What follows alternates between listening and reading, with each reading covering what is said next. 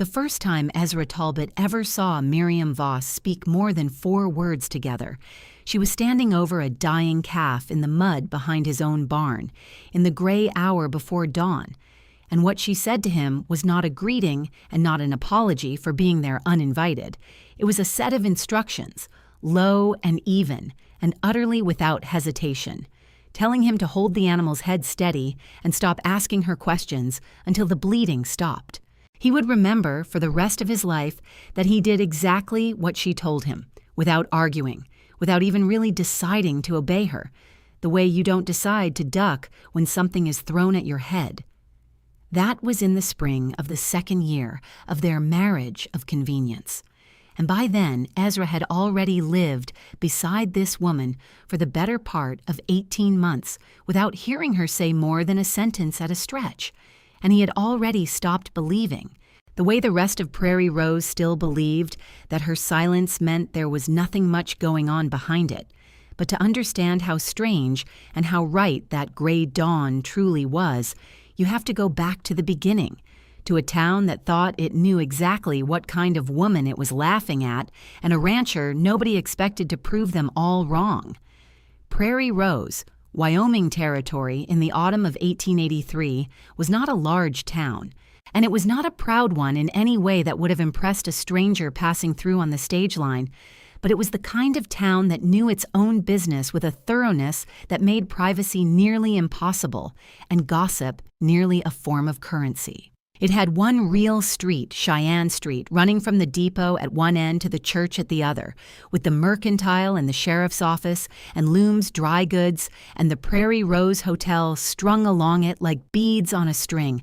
and behind that single street a scatter of houses, and further out the ranches that fed the town's only real reason for existing, which was cattle, and the railhead that shipped it east. Everyone in Prairie Rose knew everyone else's stock count, everyone else's mortgage at the Territorial Bank, and most of everyone else's private sorrows, whether those sorrows wanted to be known or not. It was into this town, in January of that same year, that a young widow named Miriam Voss had arrived on the afternoon stage with a single trunk, a sewing basket, and no explanation that satisfied anyone who asked for one. She said her husband had died. She said his name had been Thomas. She said she had come west looking for a place to start again, and when Beatrice Loom, who ran the dry goods counter with her husband Cyrus and considered the acquisition of other people's histories to be both her right and her calling, pressed for the particulars, the town where she'd come from, the manner of her husband's death, whether she had family anywhere who might be worried after her, Miriam Voss had simply looked at her, politely, steadily, and said nothing at all. Not rudely, not with any visible defiance. She had simply let the silence sit there in the space where an answer should have gone, until Beatrice, unaccustomed to a silence she couldn't fill herself, had given up and gone back behind her counter, muttering that the poor thing was clearly touched, clearly not right in the head from whatever grief had done it to her, and that assessment, delivered within Miriam's first week in Prairie Rose, had calcified into the town's settled opinion of her before anyone had bothered to actually test it. She took in laundry and mending to live on, working out of 2 rented rooms above the harness shop, and she did the work well, better than well, actually, with a precision in her stitches that the women of Prairie Rose grudgingly admired even while they talked about her in the same breath as they admired it, and she moved through the town's one street like a woman walking through a house full of furniture. She'd been warned not to disturb, careful, contained, present, but somehow never quite fully arrived. She answered direct questions when she had to, in short sentences, sometimes only a word, sometimes only a nod or a shake of her head, and she volunteered nothing, ever, about where she had come from or what exactly had happened to Thomas Voss and the town, having decided early that she was simple or broken, or both, stopped expecting more from her and started in the particular cruel shorthand of small towns, referring to her as the quiet widow, or sometimes, among the less kind, the touched one, or Miriam the mute. Though she was not mute, not truly, she simply spoke as little as a human being could speak and still function inside a community, and there is a difference between those two things that almost nobody in Prairie Rose bothered to notice. Ezra Talbot noticed it. He could not have told you exactly when he started noticing it, because he was not by nature an especially watchful man where people's inner lives were concerned, having spent the 3 years since his own wife's death teaching himself, out of simple necessity, not to look too closely at anyone's grief, including his own. But somewhere in the months after Miriam Voss arrived, doing his infrequent business in town, buying feed at the mercantile or waiting on a wheel repair at the smithy, he had started noticing that the quiet widow's silence did not feel the way the town described it. It did not feel empty. It felt, to Ezra, watching her from across a street or a counter, like a held breath. Like a woman standing very still because she had decided, at some point, for reasons that were entirely her own business, that stillness was safer than the alternative. He did not know why he thought that. He only knew that when Beatrice Loom called her simple, within earshot of him one Tuesday afternoon at the mercantile, something in Ezra's chest had gone tight and cold in a way that surprised him, and he had said, more sharply than he'd meant to, that a woman who could hem a shirt collar the way Miriam Voss hemmed a shirt collar was not a woman anybody ought to be calling simple, and Beatrice had blinked at him, startled, because Ezra Talbot did not as a rule contradict anybody about anything, and had said, "Well, I only meant," and let the sentence die there, and Ezra had paid for his nails and left without saying anything further, faintly embarrassed at himself for the outburst and unable to entirely explain, even to himself, where it had come from. To understand why Ezra Talbot noticed a stranger's silence at all, when the rest of Prairie Rose was content to simply file it away and move on, you have to understand what had happened to him 3 years earlier, in the autumn of 1880, on a ranch 5 miles outside town that he had built with his own hands starting in 1876, the year he'd come west from Ohio with a wagon, a young wife named Sarah, and considerably more hope than sense in his own later estimation. Sarah Talbot had been, by every account Ezra ever gave anyone, and he gave very few, the kind of woman who made a hard country feel less hard simply by being in it. She had planted a garden in soil that half the ranchers around Prairie Rose swore couldn't grow anything but sage and stubbornness, and she had proven them wrong within 2 summers. She had taught herself to shoot a rifle competently enough to put meat on the table when Ezra was away with the herd, though nowhere near well enough, as it would turn out, to matter to the story that came later, and she had filled the small ranch house with the particular warmth of a person who intended to stay a long time and build something worth staying for. In the autumn of 1880, in her 4th year on that ranch, Sarah had gone into a difficult labor 2 weeks before her time, with the nearest doctor a full day's ride away in a season when the roads were already threatening to turn to frozen mud,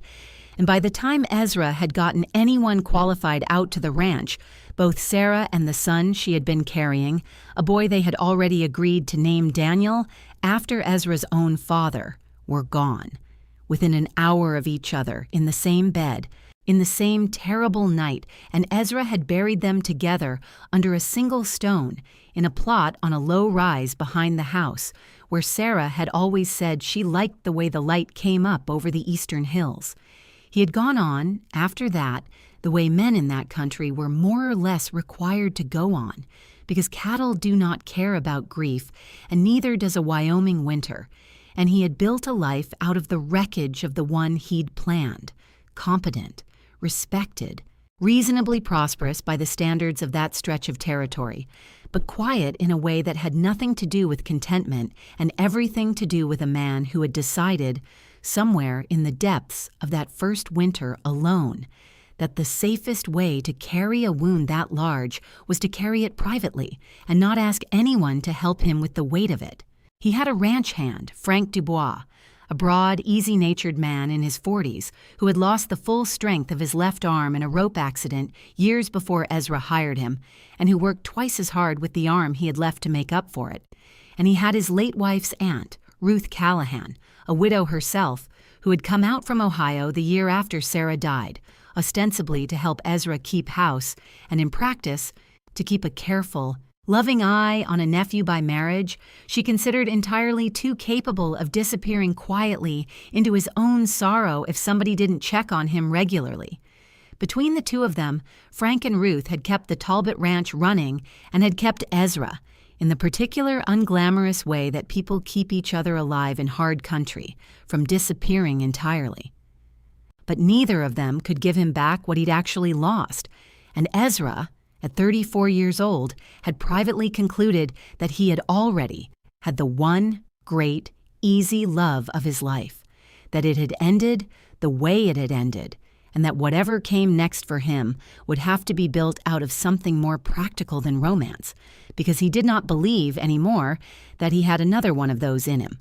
It was Ruth, in fact, who first said out loud what Ezra had been circling in his own mind for the better part of a year, without quite letting himself land on it. It was late in the summer of 1883, a hot, dry August evening, the two of them shelling beans on the porch while Frank saw to the horses, and Ruth, who had a gift for saying difficult things in the plainest possible language, had set down her bowl and said, "Ezra, this ranch needs a woman's hand in that house that isn't mine, because I am 62 years old and my hip aches worse every winter, and you need somebody in your life that is not your aunt by marriage and not your ranch hand, because a man cannot build a whole life out of two people who love him out of obligation instead of choice." Ezra had not answered for a long moment, working a bean pod loose with more attention than the task required, and then he had said, quietly,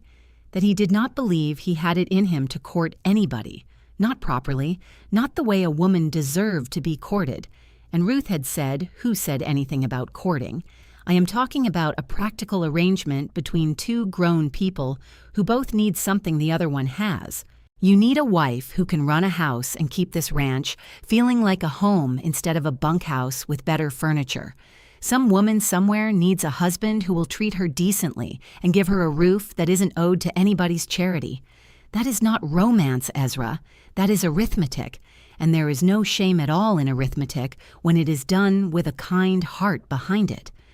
Ezra had turned that conversation over in his mind for the better part of 6 weeks, through the last of the haying and the first cool nights that hinted at the winter coming.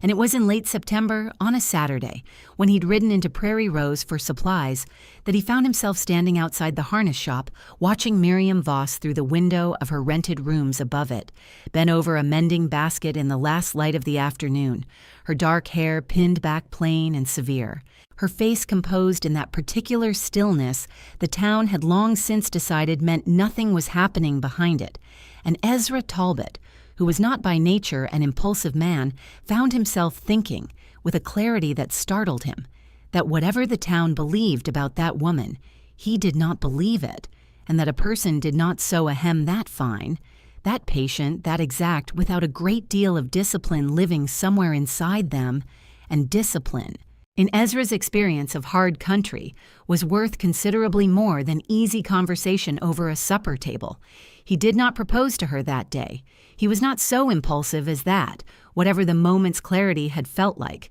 He thought about it for another 2 weeks, discussed it once, carefully, with Ruth, who received the idea of Miriam Voss specifically with a raised eyebrow and a long pause before saying, "Well, she is not what I would have pictured you choosing, Ezra. But I have watched that woman hang wash on a line in a wind that would have had most grown men swearing.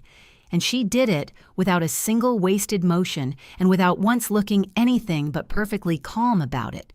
And there is something to be said for calm in a house that has had entirely too little of it since your Sarah passed." And so it was in the second week of October, 1883, on a gray, cold afternoon with the first real bite of winter in the wind off the eastern hills, that Ezra Talbot walked into the harness shop, climbed the outside stairs to the rented rooms above it, and knocked on Miriam Voss's door with a proposal he had written out, in careful, plain handwriting, on a single folded sheet of paper, because some instinct he could not entirely name told him that a woman who lived, mostly in silence, might receive a serious question better on paper than spoken aloud in the pressure of a doorway. She opened the door in her work apron, a needle still pinned to her sleeve, and looked at him with an expression of mild, careful surprise, because Ezra Talbot was not a man who had any particular reason to be standing on her landing, and she waited, the way she waited for most things, without asking him what he wanted. He held out the folded paper instead of speaking first, which seemed to surprise her further, and she took it and read it standing there in the doorway while he stood below her on the top step with his hat in his hands,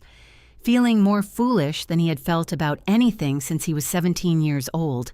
And the paper said, in Ezra's own words, that he was a widower with a working ranch 5 miles outside town, that he was not offering her romance because he did not believe he had much of that left in him to offer honestly,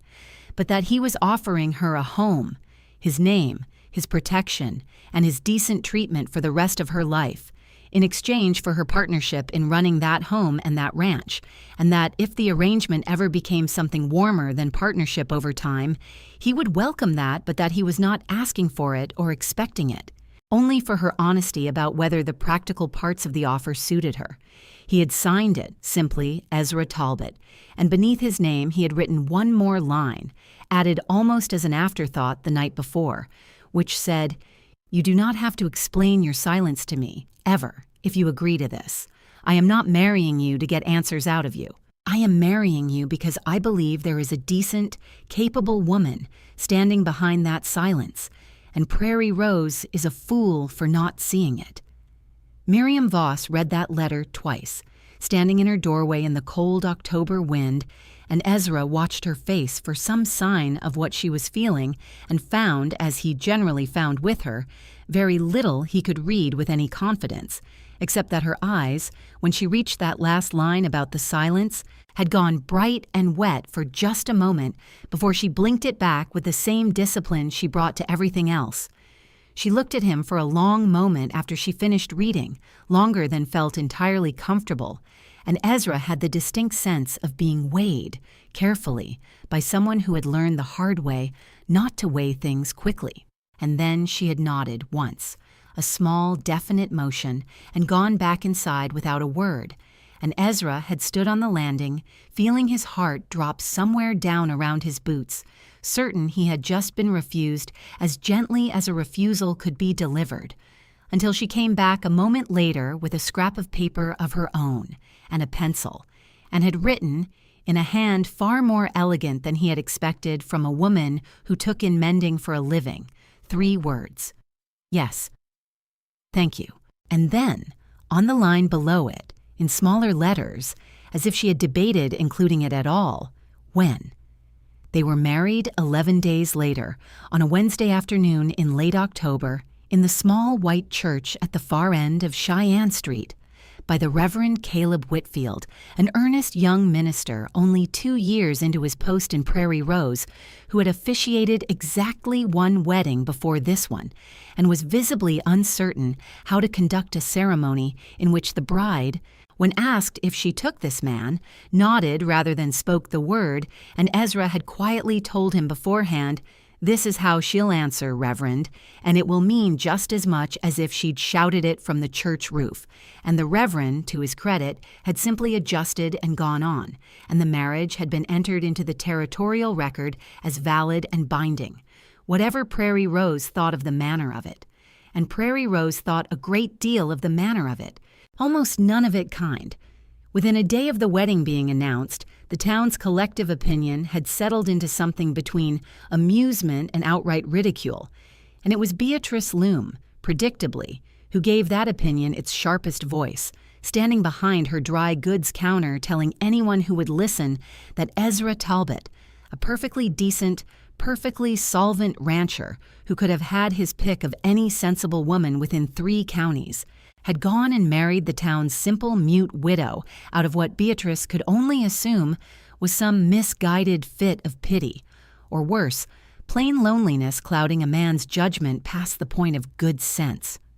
"Well, she isn't simple, Beatrice," said old Ferris Dunbar's sister, who ran the boarding house and had actually spoken with Miriam more than most. "She's just quiet." And Beatrice had waved that off with the particular authority of a woman who considered her own first impressions to be a form of settled science, saying, "Quiet as a fence post is what she is, and now she'll be running Ezra Talbot's whole household, and mark me, that ranch will fall apart within a year." And half the town, hearing that prediction repeated over the following weeks in the mercantile and the church social and the barber shop, found it entirely plausible, and repeated it themselves until the marriage of Ezra Talbot and the silent widow had become, for a time, the single most reliable source of amusement Prairie Rose had enjoyed in a long while. The rancher and his mute wife, people said, not always unkindly, but never quite kindly either, and Ezra, hearing some fraction of it secondhand through Frank, who heard everything at the feed store, had simply set his jaw and gone on about his business, telling Frank only that people were entitled to their opinions, and that none of those opinions were going to be doing his chores for him come winter. What nobody in Prairie Rose knew, what nobody would know for the better part of a year, was that the woman they were laughing at had grown up on a stretch of country considerably harder than anything Wyoming had to offer, and had been taught, by a father who had good reason to believe his daughter might one day need it, how to put a rifle round through a target the size of a man's palm at 200 yards, in wind, in bad light, with a steadiness of hand that had nothing at all to do with being simple, and everything to do with a kind of discipline the town of Prairie Rose had mistaken, from the very first week, for its opposite. To understand the woman Ezra Talbot had married, you have to understand where she came from, because Miriam Voss had not always been quiet, and she had not always been called simple, and the long road that turned a talkative, laughing girl from the Nebraska Panhandle into the silent widow of Prairie Rose ran through a father who loved her fiercely in his own hard way, a husband who loved her gently in a way that cost him his life, and 18 months of grief and fear that had taught her, slowly and then all at once, that the safest thing a woman carrying a dangerous secret could do was make herself as small and as unremarkable as the world would let her be.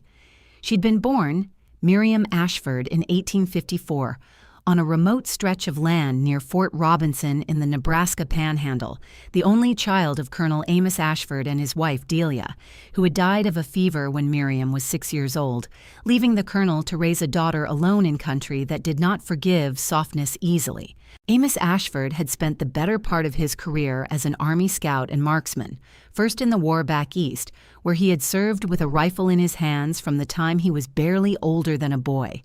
and then after, in the long, uneasy years of the frontier, hiring his skills out to the Army as a civilian scout and occasional instructor of marksmanship to green young officers who needed to learn fast how to hit something smaller than a barn door at 100 yards. He was not, by nature, a demonstrative man,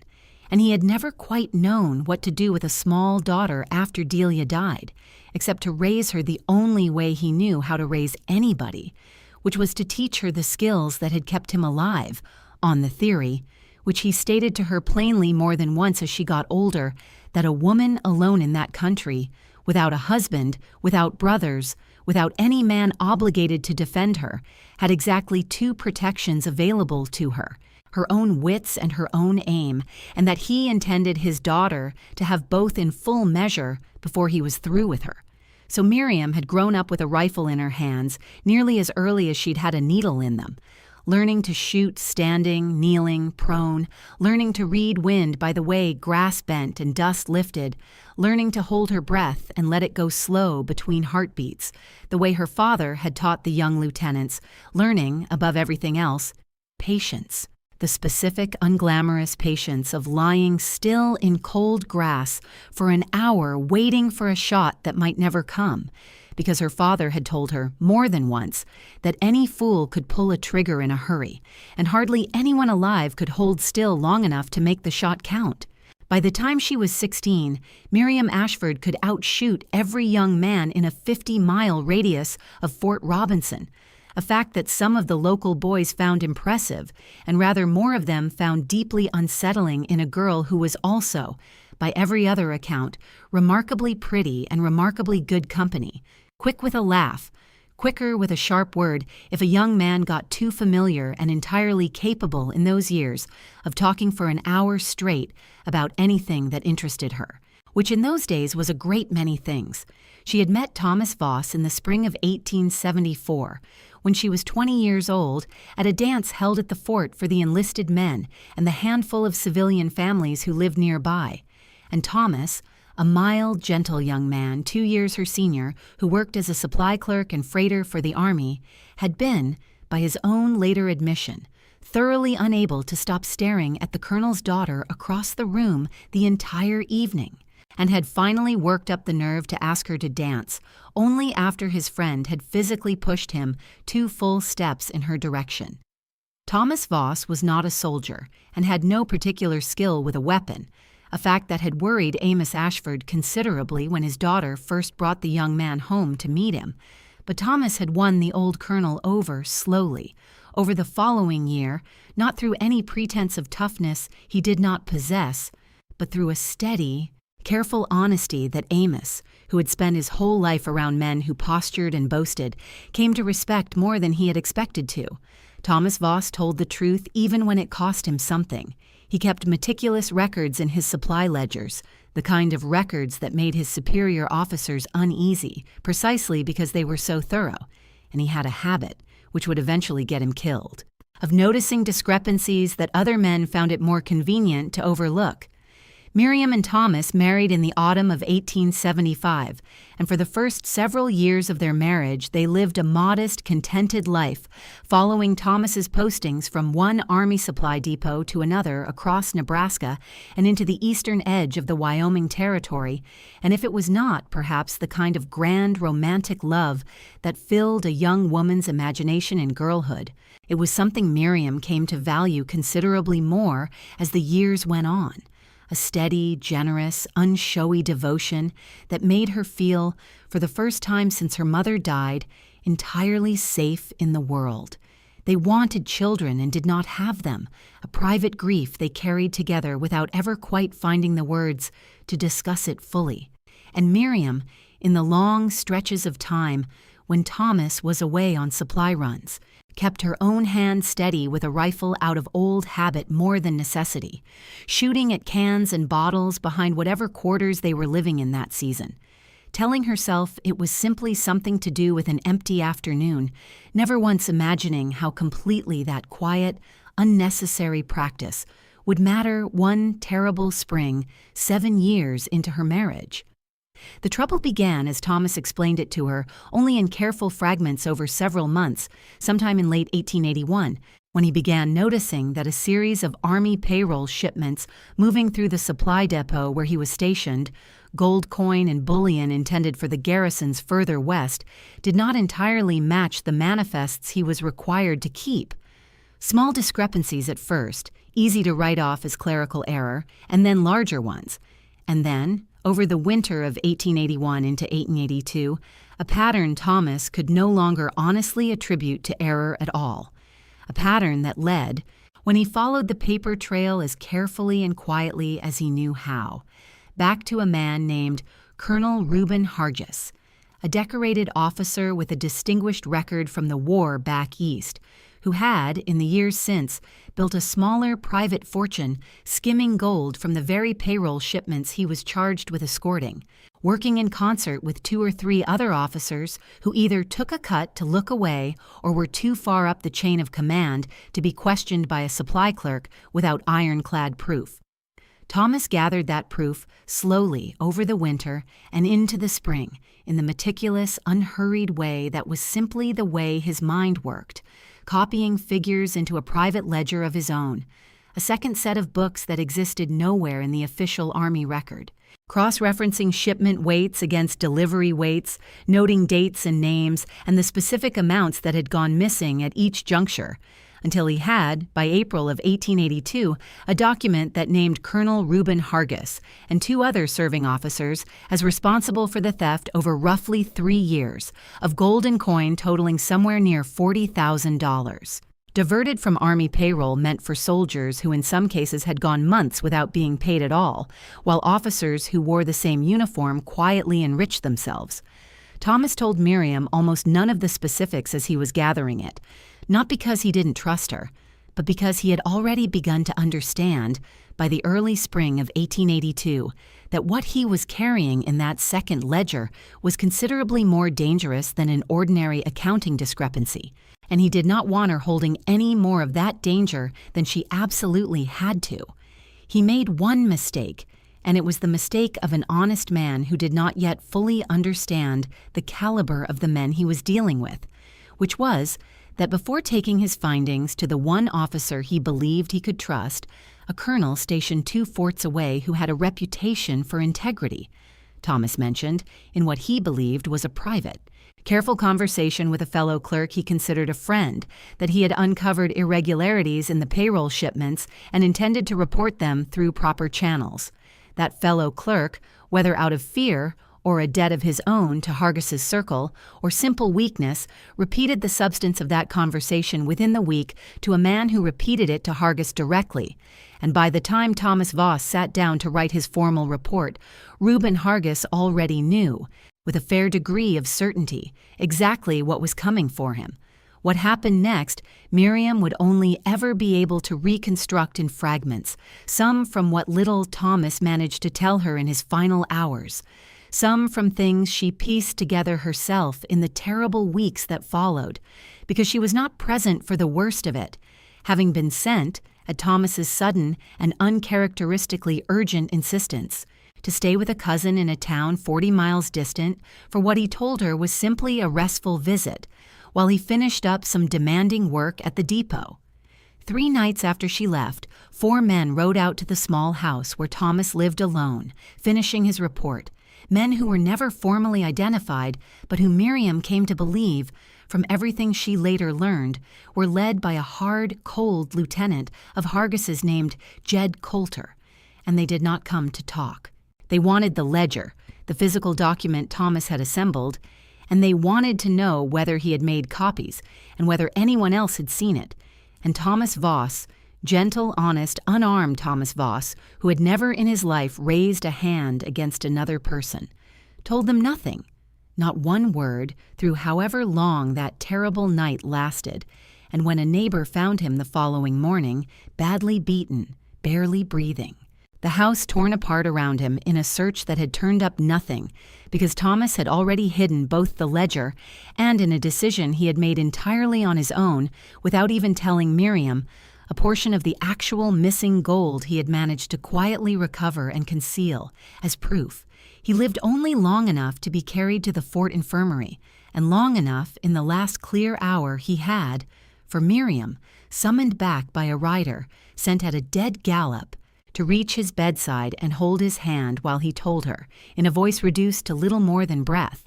where to find the 2 things that had gotten him killed and had not, even under whatever those men had done to him, been given up. He told her the ledger was sewn into the lining of a quilt her own mother had made, the one Miriam had always kept folded at the foot of their bed, the one nobody would ever think to search because it looked like nothing more than an old, sentimental piece of bedding. He told her the gold, some $6,000 of it that he had managed to recover and hide before the shipment moved on, the rest having already gone wherever Hargiss's network had already dispersed it, was buried in an iron strongbox beneath the floor of an abandoned line shack 11 miles north of the depot, a place they had once passed together on a ride, and where Thomas, with the careful, unhurried habits of a man who thought several steps ahead, had quietly relocated it 3 weeks before he died, telling no one, not even her, until this final hour, because he had understood by then that knowledge itself had become a kind of death sentence, and he had wanted to protect her from carrying it for as long as he possibly could. He told her, with the last clear strength he had, that she must not go to the authorities near the fort, because he no longer knew with any certainty who among them could be trusted and who belonged in some fashion to Hargiss. And he told her, and this was the last full sentence he managed before the fever and the internal injuries took the rest of his strength from him, that she needed to disappear, completely, under a name that meant nothing to anyone, and wait for as long as it took, until she found someone with the authority and the honesty to bring the ledger to light without getting both of them killed in the process. He died before dawn the next morning in April of 1882, 31 years old, and Miriam Voss, widowed at 28, sat beside his body in the gray Nebraska light and felt something in herself go very quiet, very controlled, in a way it had never been before, as if some part of her understood, even in the depths of that grief. That loud grief was a luxury she could no longer afford. She did exactly what he told her. She retrieved the quilt with the ledger sewn into its lining the same day, before anyone thought to search her own quarters, and she rode out, alone,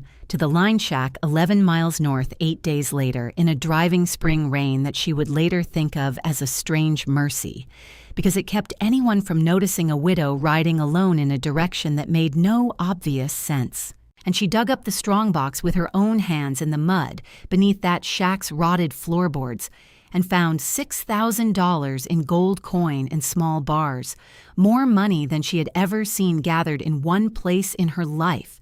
and she did not take it home. She reburied it in a different location she chose herself, 3 miles further north along a dry creek bed marked only by a lightning-split cottonwood tree that she committed to memory with the same disciplined precision her father had once taught her to commit a rifle's zero to memory, because some cold, clear part of her mind understood, even in her grief, that carrying that gold with her would only ever make her a target, while leaving it hidden, known only to her, gave her something Hargus's men could never take by force, which was time, and the one thing she still controlled in a world that had just taken everything else from her.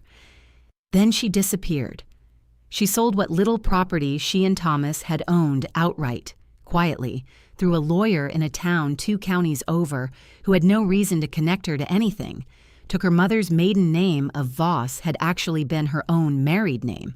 So she went further, taking the name Voss forward as a widow's name that raised no questions while quietly bearing the name Ashford, which her father had made locally known through his years as a scout and instructor, and which she feared, correctly as it turned out, might eventually draw the wrong kind of attention if Hargus's people ever thought to search for Colonel Ashford's daughter specifically. She drifted for nearly 9 months after Thomas's death, through 3 different towns in 2 territories, never staying long enough to be remembered clearly, working small jobs, mending, laundry, once briefly as a hired cook at a stage station, watching always without ever seeming to watch, for riders who lingered too long or asked too many questions about widows traveling alone, and somewhere in those 9 months of drifting, the talkative, quick-laughing colonel's daughter who had once outshot every boy in the county had folded herself down, deliberately,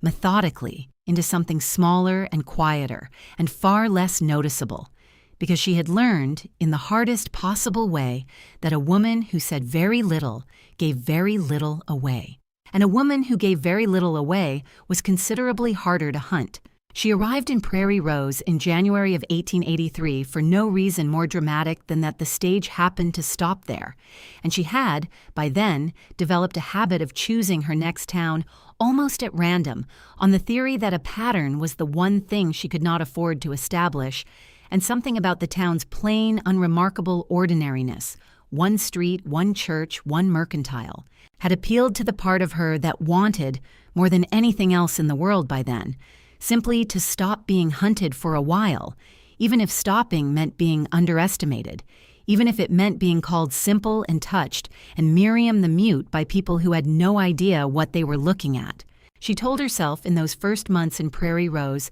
that the silence was temporary, a strategy she would eventually be able to set down once enough time had passed, once she found the right person, someone with authority and honesty in equal measure, to whom she could finally hand the ledger and be done carrying it. She did not expect, in January of 1883, that the person who would eventually earn that trust would be a quiet, grieving rancher who proposed to her in a letter instead of a conversation, and told her, in his own plain handwriting, that he did not need her to explain her silence to be his wife.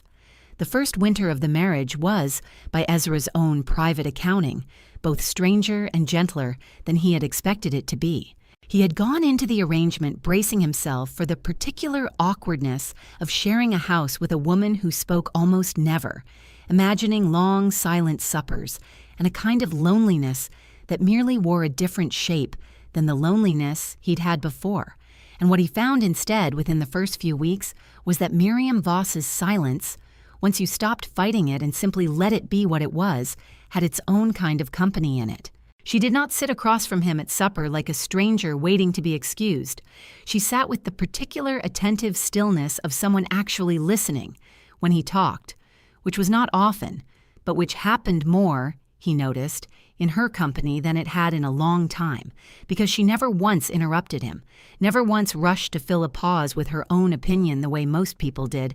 and there was something about being genuinely listened to, without the pressure of having to fill the silence back in return, that Ezra found, to his own quiet surprise, deeply restful. She ran the house with a competence that put Ruth Callahan's cautious optimism to shame within the first month. She reorganized the kitchen in a manner Ruth privately admitted to Frank was considerably more sensible than the arrangement Ruth herself had maintained for 3 years. She mended fences of clothing and, occasionally, when Frank's weakened arm made a particular repair difficult, fences of the literal kind, appearing at the barn one October afternoon with a coil of wire and a post-hole digger, and simply setting to work on a section of fence line that had been sagging for a week without asking permission, without announcing her intentions, simply doing the work that needed doing because she had apparently decided, somewhere in her own private calculations, that a wife on a working ranch did not confine her usefulness to the kitchen. Frank, watching her string wire with a taut, even tension that he privately conceded was better than his own,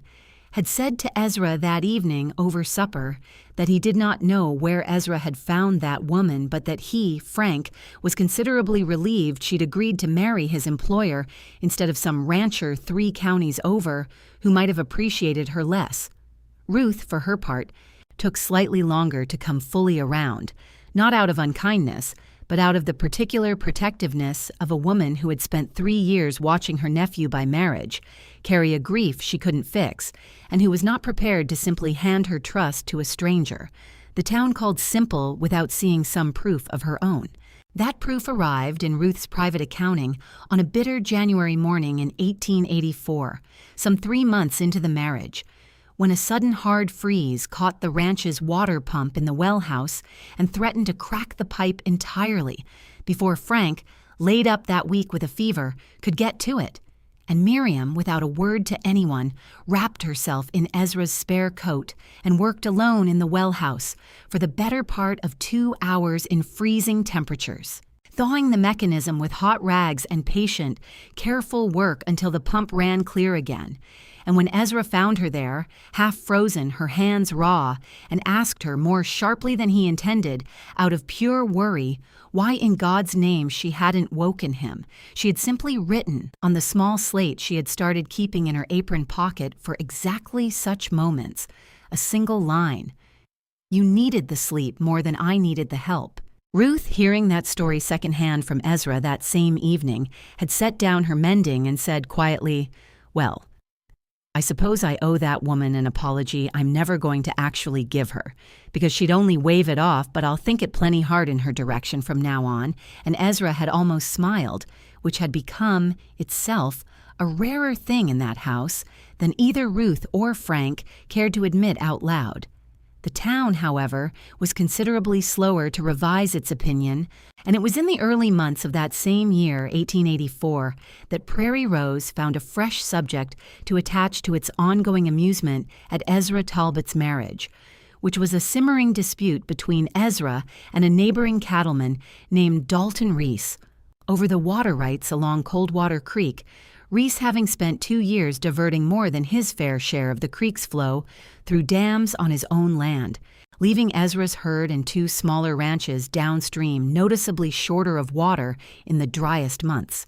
Ezra had tried to handle it quietly, through direct conversation, and then through a formal complaint filed with the county land office, and Reese, a big, blunt man, unaccustomed to being told no, had answered that complaint with a campaign of small, deniable harassments, a cut fence here, a gate left open there, and a rumor at the Mercantile that Ezra Talbot was the kind of man who ran to the county instead of settling a dispute like one.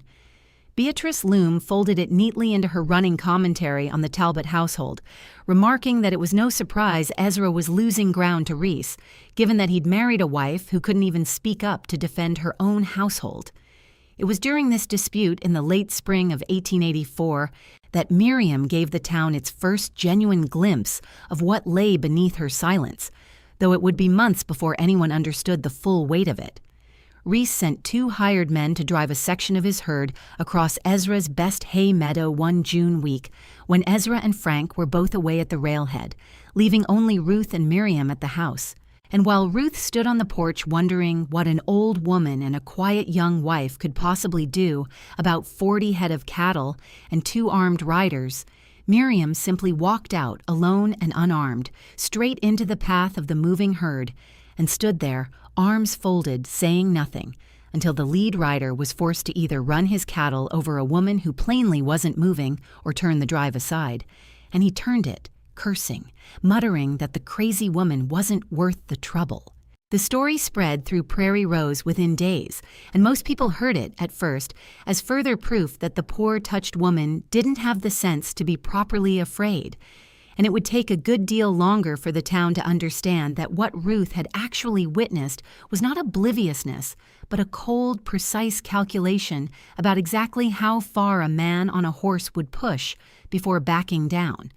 Ezra understood more of it than the town did, even if he didn't yet grasp the full shape. He found her at the woodpile a few evenings later and asked quietly what had made her so certain that man would turn his cattle rather than run her down, and she had written on her slate a single line that told him more than she perhaps intended. A man who has to hide behind 40 cattle to make his point is not a man with the nerve to actually finish it. Ezra read that twice in the fading light and felt something shift in his understanding of the woman he'd married. A small crack of light through a door he hadn't realized was closed so firmly, and he let it close again gently rather than push, telling himself there was a great deal to be said for a marriage built on the patient accumulation of small proofs of trust. The Coldwater Creek dispute itself resolved that same summer, the county land office finally ruling in Ezra's favor that July and ordering Reese to remove his dams, a ruling Reese complied with only after Sheriff Otis Kane rode out to tell him plainly that further harassment would be treated as a criminal matter. The dispute cooled, not into friendship, but into the kind of wary, functional peace cattle country settles for, and Prairie Rose, its interest in the water fight exhausted, went back to watching the Talbot marriage from a polite distance, waiting for further proof that the quiet rancher had made as foolish a match as everyone still quietly believed he had. Nobody in Prairie Rose, watching that summer pass into a golden, uneventful autumn, had any idea that 400 miles east, in the hill country the locals called the Bitterhorn,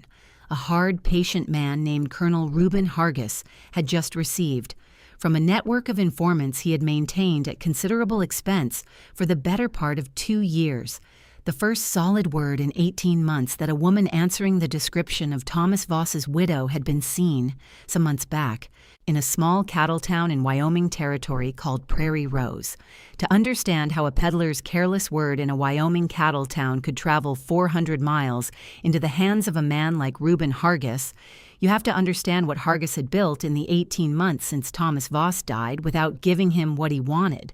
and why a man of his rank and reputation had never once stopped looking for a widow he had not personally seen in over a year. Reuben Hargis had been, during the war back east, a cavalry officer of genuine and widely acknowledged skill, decorated twice for actions that had, in the telling of men who'd served under him, been every bit as brutal as they'd been effective, and he had come out of that war with the particular conviction, common enough among men of his temperament, that the rules governing ordinary people's conduct were not rules that applied to men who had proven themselves capable of getting difficult things done. He had stayed in the Army afterward, building a career as a supply and logistics officer along the frontier, competent enough at the official parts of his job to avoid serious scrutiny. And over the years, quietly, patiently, he had built a second career alongside the first, skimming Army payroll shipments in partnership with a small, carefully chosen circle of men. Some serving officers who owed him favors or feared his knowledge of their own irregularities. Some hired men entirely outside the Army who did the rougher work that circumstances occasionally required. And by 1882, when Thomas Voss's meticulous ledger threatened to expose the whole arrangement, Hargis had accumulated a private fortune of some considerable size and a reputation among the men who worked for him for being a person whose displeasure was worth avoiding at almost any cost. Jed Coulter, the lieutenant who had led the men to Thomas Voss's house that terrible April night, was Hargis's most trusted instrument, a lean, cold, unhurried man in his late 30s who had ridden with irregular cavalry during the war and had never found in the years since any occupation that suited him half so well as the specific work Hargis paid him to do, which required a stomach for violence that most men, even hardened ones, did not actually possess. Coulter had been the one to personally beat the location of the ledger and the gold out of Thomas Voss, or rather, had been the one to try, because Thomas Voss, gentle and unarmed as he was, had simply refused to give it up through however many hours that night had lasted, and Coulter, more than any other man in Hargis's circle, had never quite forgiven that failure, taking it as a personal humiliation that a soft, unarmed supply clerk had outlasted his methods. And it was Coulter, more than Hargis himself, who had pushed hardest over the following 18 months to keep the search for Thomas Voss's widow alive long after most of Hargis's other associates had quietly urged him to let the matter drop as a manageable, contained risk.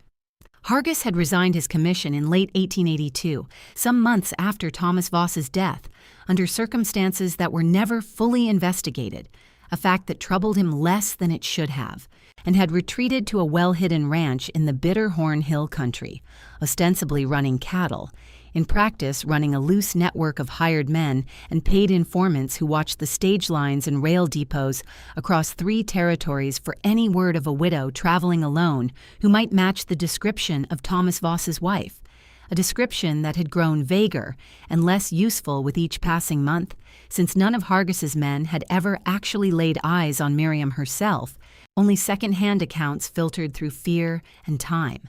He kept the search alive not out of any particular fear that Miriam Voss intended to expose him, since 18 months of silence suggested she was either too frightened or too well hidden to have taken any such action, but out of the same cold, patient calculation that had built his entire second career,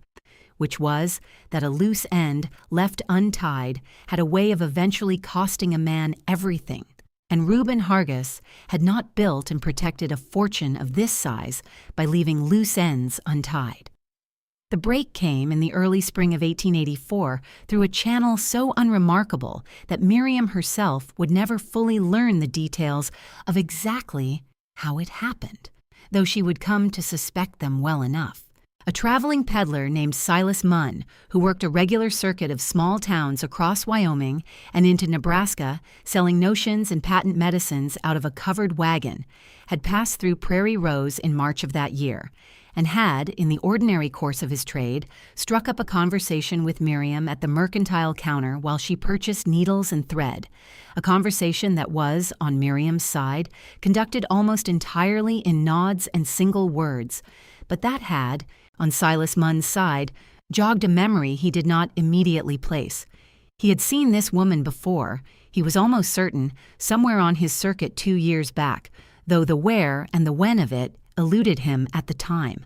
And it was not until he was 3 towns further along his route, drinking in a saloon in a Nebraska town not far from where Thomas Voss had died,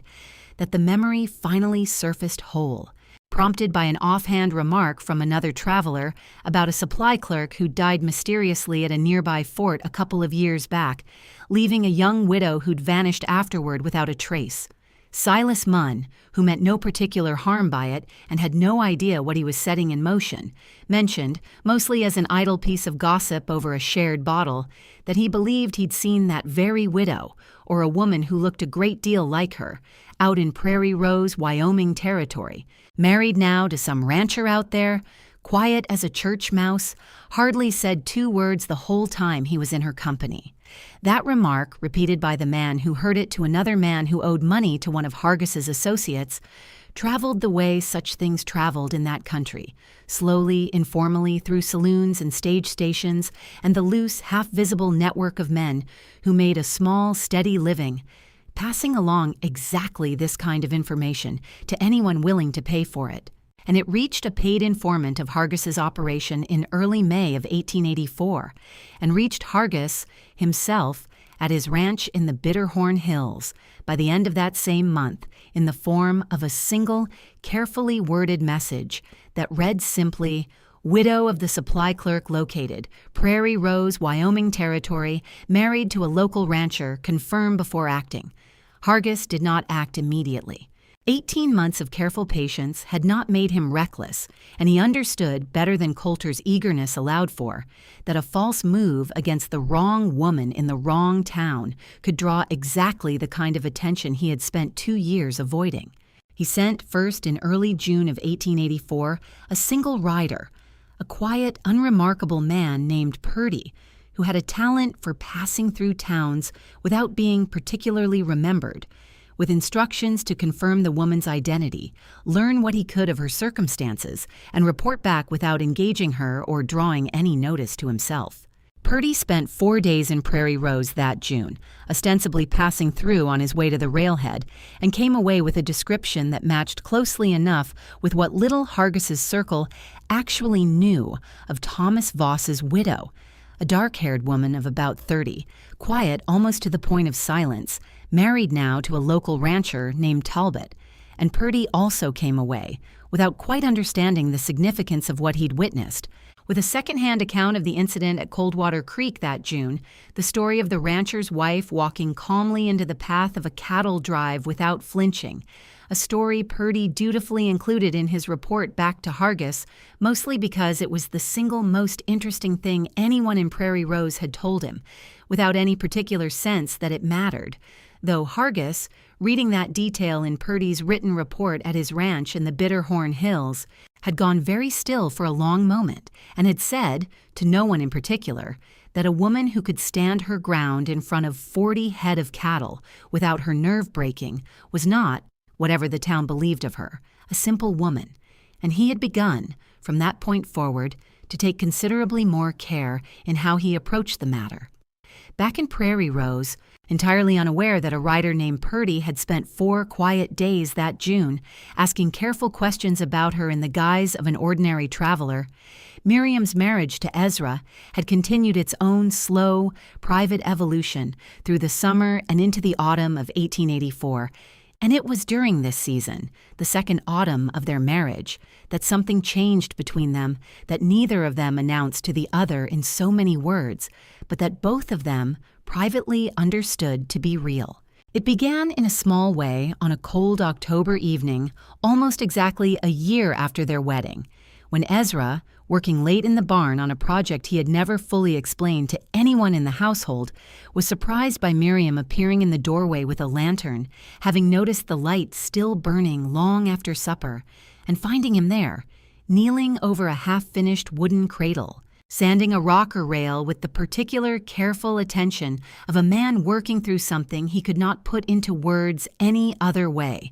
She had not asked him about it, not in words, but she had set the lantern down on the workbench and simply stood beside him, watching, until Ezra, without looking up from the sanding, had said quietly that this was the cradle he'd started building in the summer of 1880. For a son he and Sarah had planned to name Daniel, and that he had never been able to finish it, and had never been able to throw it away either, and that some nights, for reasons he couldn't entirely explain even to himself, he found himself out in the barn working on it anyway. A few strokes of sandpaper here, a joint tightened there, without ever actually intending to complete it, because completing it felt somehow like admitting that particular door had closed for good, and leaving it unfinished let him keep some small, private thread of hope alive that he knew, rationally, made no sense at all for a man in his circumstances. Miriam had listened to all of this without interrupting, the way she listened to everything, and when he finished, she had done something she had not done before in their year of marriage, which was to reach out and rest her hand, briefly, over his own on the unfinished rocker rail, a small, wordless gesture that said more than either of them could have managed with an hour of conversation. And Ezra, feeling the warmth of her hand over his in the lantern light, had looked up at her for the first time that evening and found her watching him with an expression he had genuinely never seen on her face before. Something soft and unguarded, and entirely without the careful containment she wore for the rest of the world. And he had understood, in that moment, without either of them saying a single word about it, that whatever this marriage had started as, arithmetic, as Ruth had called it, practical need meeting, practical need, it had become something else somewhere along the way, at least for him, and he suspected, watching her face in that lantern light, for her as well. They did not speak of it directly that night, or for some weeks afterward, both of them, in their separate ways. Unaccustomed to naming feelings out loud after years of having trained themselves not to, but something had shifted, gently and permanently, and it showed itself in small ways over the following weeks, in the way Ezra began finding reasons to be in whatever room Miriam occupied in the evenings, rather than retreating to his own separate quiet, the way he had for the first year, in the way Miriam began, very occasionally, offering a full sentence spoken aloud rather than written on her slate, usually late at night, usually about something small and safe, the weather, the horses, a memory of her childhood that skirted carefully around anything to do with her father's profession or the manner of her first husband's death, testing in her own careful way whether this particular kind of honesty felt safe to offer, and finding each time that it did. It was on one of those quiet November evenings, the two of them sitting by the fire while Ruth had already gone up to bed and Frank was out at the bunkhouse, that Miriam told Ezra, in a full-spoken sentence, the first genuinely personal fact she had volunteered about her past in the entire year of their marriage, which was that her father had taught her to shoot a rifle as a girl back in Nebraska, because he believed a woman alone in that country needed to be able to protect herself, and that she had been, by her own quiet, matter-of-fact accounting, quite good at it once, though she had not held a rifle in her hands in a great many years. Ezra had received this information with the same careful, unhurried patience he brought to everything about his wife, asking no follow-up questions she had not clearly invited, simply saying that he was glad her father had thought to teach her something so useful, and that if she ever wanted to shoot again, there was no shortage of open ground on the ranch to do it on. And Miriam had looked at him for a long moment in the firelight and had said quietly, the second full sentence of that same evening, that she might like that someday, and something in the way she said someday careful and guarded and hopeful all at once, told Ezra that his wife was standing at the edge of a much larger truth than the one small fact she'd just handed him, and that she would tell him the rest of it when she was ready, and not one day before. And he found, to his own quiet surprise, that he was entirely content to wait, because whatever the town of Prairie Rose believed about the silent woman he'd married, Ezra Talbot had come, over that first full year, to trust her more completely than he had trusted almost anyone in his adult life, including, in some ways he did not examine too closely, himself.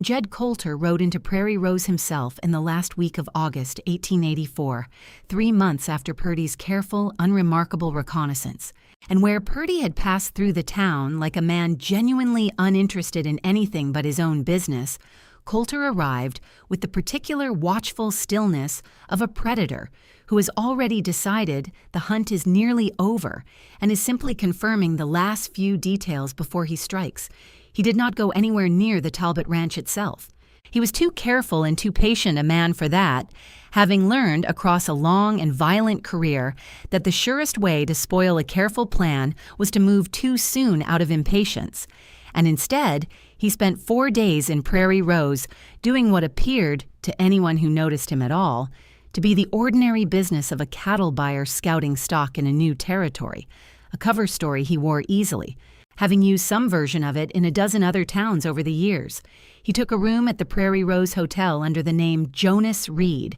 and he spent his evenings in the hotel's small saloon, buying drinks for anyone willing to talk, which in a town like Prairie Rose was nearly everyone. And he asked his questions carefully, sideways, never directly, working the conversation around to the Talbot Ranch and its mistress through a dozen small, seemingly innocent detours about local ranches and their owners and which of them might be looking to sell stock. It was from a half-drunk, hired hand of Dalton Reese's, still nursing a grudge over the Coldwater Creek ruling, that Coulter got the fullest account yet of the incident with the cattle drive, told with considerably more embellishment and considerably less charity than the original event deserved.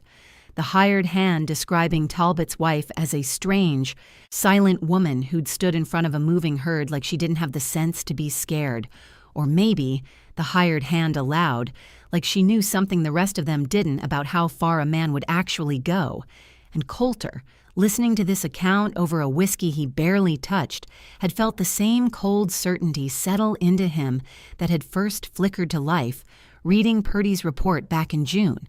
which was that this quiet, supposedly simple ranch wife was, in fact, exactly the kind of person Thomas Voss's widow would have had to become in order to survive 18 months of hiding from men like him. He confirmed her face on the third day of his visit, standing across Cheyenne Street from the Mercantile as Miriam came out with a basket of purchases. And though he had never laid eyes on her before that moment, having only ever worked from second-hand descriptions, something in the careful, contained way she moved,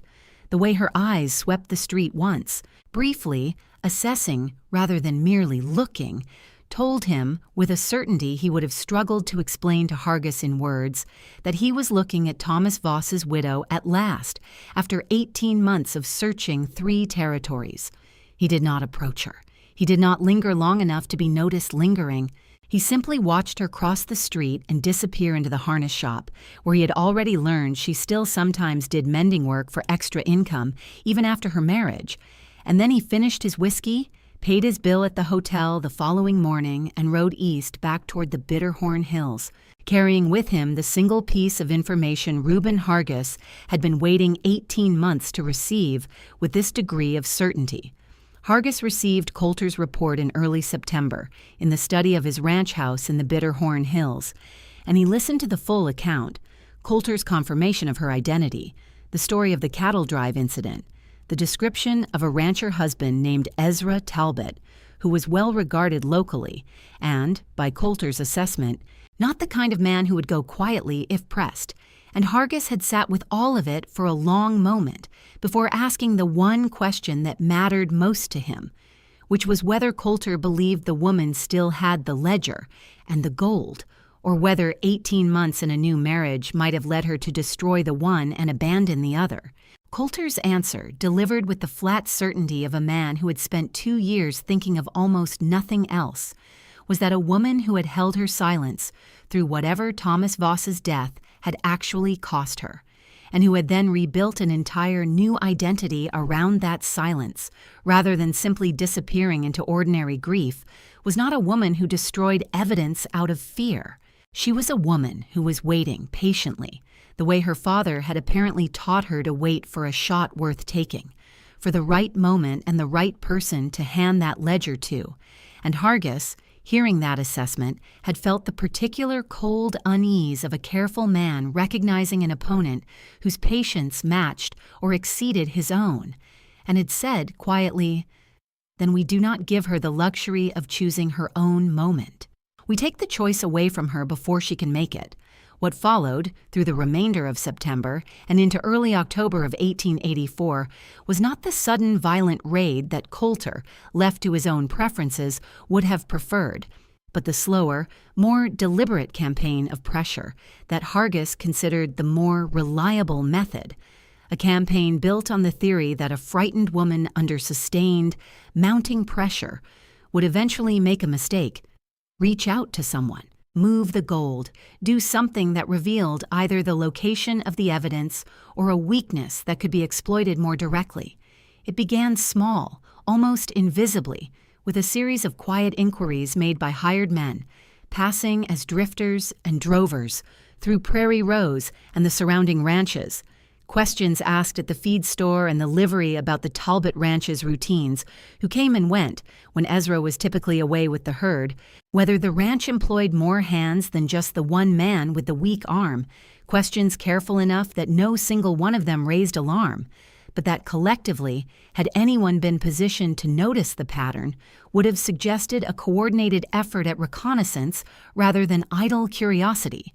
The first incident that Prairie Rose actually noticed came on the night of the 14th of September, when the small tool shed behind the Talbot barn, used mostly for storing harness repair equipment and spare fencing wire, burned to the ground sometime after midnight. And though Sheriff Otis Kane, summoned out to the ranch the following morning, found the charred remains consistent enough with an accidental fire, a dropped lantern, an ember from the nearby forge that Frank sometimes used for small repairs, Ezra himself was not convinced, having banked that forge carefully himself the previous evening the way he did every evening, and having found in the ashes the following day a scrap of half-burned cloth that did not match anything he recognized as belonging to the shed's normal contents, a detail he mentioned to Kane, but that the sheriff, without further evidence, was unable to build into anything more than a suspicious observation. Miriam, standing at the edge of the burned shed the morning after, had said nothing at all for a long while, and Ezra, watching her face, had seen something pass across it that he had not seen before in their marriage. A flicker of old, familiar fear surfacing through the careful stillness she wore for everything, gone again almost as quickly as it appeared, but Ezra had noticed it and had filed it away without yet understanding what it meant. The second incident came 10 days later, and this one, Sheriff Kane could not so easily dismiss as accident. Deputy Tom Ames, a young, earnest lawman only 2 years into the job, had been riding a routine patrol along the county road that passed within a mile of the Talbot Ranch on the night of the 24th of September, a patrol he made regularly enough that his route was, in retrospect, entirely predictable to anyone who'd spent even a few days watching the county's patterns, and had come upon 3 riders camped just off the road who gave him no particular trouble when he approached to ask their business, claiming to be drovers passing through on their way to the railhead, until Ames, whose instincts were better than his experience, had noticed one of the men's saddlebags gaping open to reveal what looked distinctly like a Winchester repeater, far newer and better maintained than anything an ordinary drover would typically carry, and had reached, out of pure reflexive caution, for his own weapon, and had been shot in the shoulder for his trouble before he'd even fully cleared leather, the 3 riders scattering into the darkness before he could get a clear look at any of their faces beyond the barest impression of a lean, cold-eyed man who seemed, in the brief, violent confusion of the encounter, to be giving the other 2 their orders. Ames survived, carried back to town by a passing freight driver who found him slumped in his saddle an hour later, and Dr. Weatherby, Prairie Rose's aging but still capable physician, dug the bullet out of his shoulder in a procedure that left the young deputy in considerable pain but in no danger of his life, and Sheriff Kane, standing over his wounded deputy's bed that same night, understood, with the particular cold clarity of a lawman recognizing that his quiet town had suddenly acquired a problem considerably larger than local water disputes or drunken Saturday nights, that 3 armed men camped within a mile of the Talbot Ranch, carrying weapons better suited to serious trouble than to droving cattle, and willing to shoot a deputy on sight rather than simply ride off when questioned, represented a threat of an entirely different order than anything Prairie Rose had dealt with in years. It was this second incident, more than the burned shed, that finally brought Ezra and Miriam to the conversation that had been building, unspoken, between them for the better part of 2 weeks. Ezra rode into town himself the morning after Ames was shot, having heard the news from Frank, who'd heard it at the feed store before sunrise, and he found Sheriff Kane in his office looking older than Ezra had ever seen him look, and Kane laying out what little they knew, the burned shed, the questions asked around town over the preceding month. Now this, 3 armed strangers a mile from Ezra's own property line, had asked Ezra directly whether he could think of any reason at all, why someone might be taking a sustained, careful interest in his ranch specifically, and Ezra, standing in that office with his hat in his hands, had found himself thinking, for the first time with real clarity, of the flicker of old fear he'd seen cross his wife's face at the edge of the burned shed, and of the careful, guarded conversation they'd had back in November about her father's rifle training, and of 18 months of silence about a past she had never once fully explained, and had said, slowly, that he did not know, not for certain, but that he intended to go home and ask his wife directly, because he had begun to suspect, in the last 2 weeks, that whatever was happening around his ranch had considerably less to do with him than with something in Miriam's past that neither of them had ever put into words.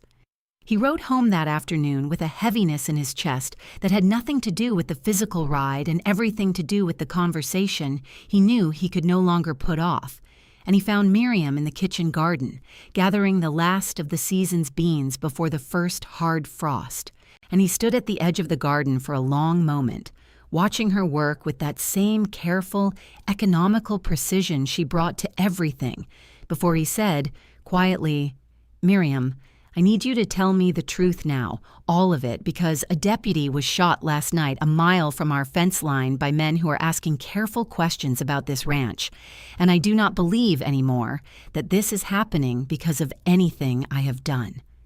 Miriam had gone very still, kneeling there among the bean rows, and for a long moment she had said nothing at all, and Ezra, watching her, had seen the same flicker of fear he'd glimpsed at the burned shed rise up again in her face, stronger this time, and stay there. And he had crossed the garden and knelt down beside her and said gently, "Whatever it is, Miriam, whatever you've been carrying, I am not asking so I can judge you for it. I am asking because a good man got shot last night, and I think it's because of something that's been following you a great deal longer than you've been my wife. And I would rather face it standing beside you, knowing the truth, than keep pretending I don't already suspect there's a truth to know." And Miriam Voss, kneeling in a bean row in the last golden light of a Wyoming September, 28 months after her first husband died, refusing to give up the same secret she'd been carrying ever since, looked at the man she had married out of practical arithmetic and had come, over the past year, to love with a depth that frightened her almost as much as the men hunting her did, and made the decision, finally, after 2.5 years of careful, disciplined silence, to tell someone the whole truth. She did not tell him in the garden. She asked him, in a voice Ezra had heard only a handful of times in their entire marriage, to give her until nightfall, when the chores were done and Ruth and Frank had gone to their own beds,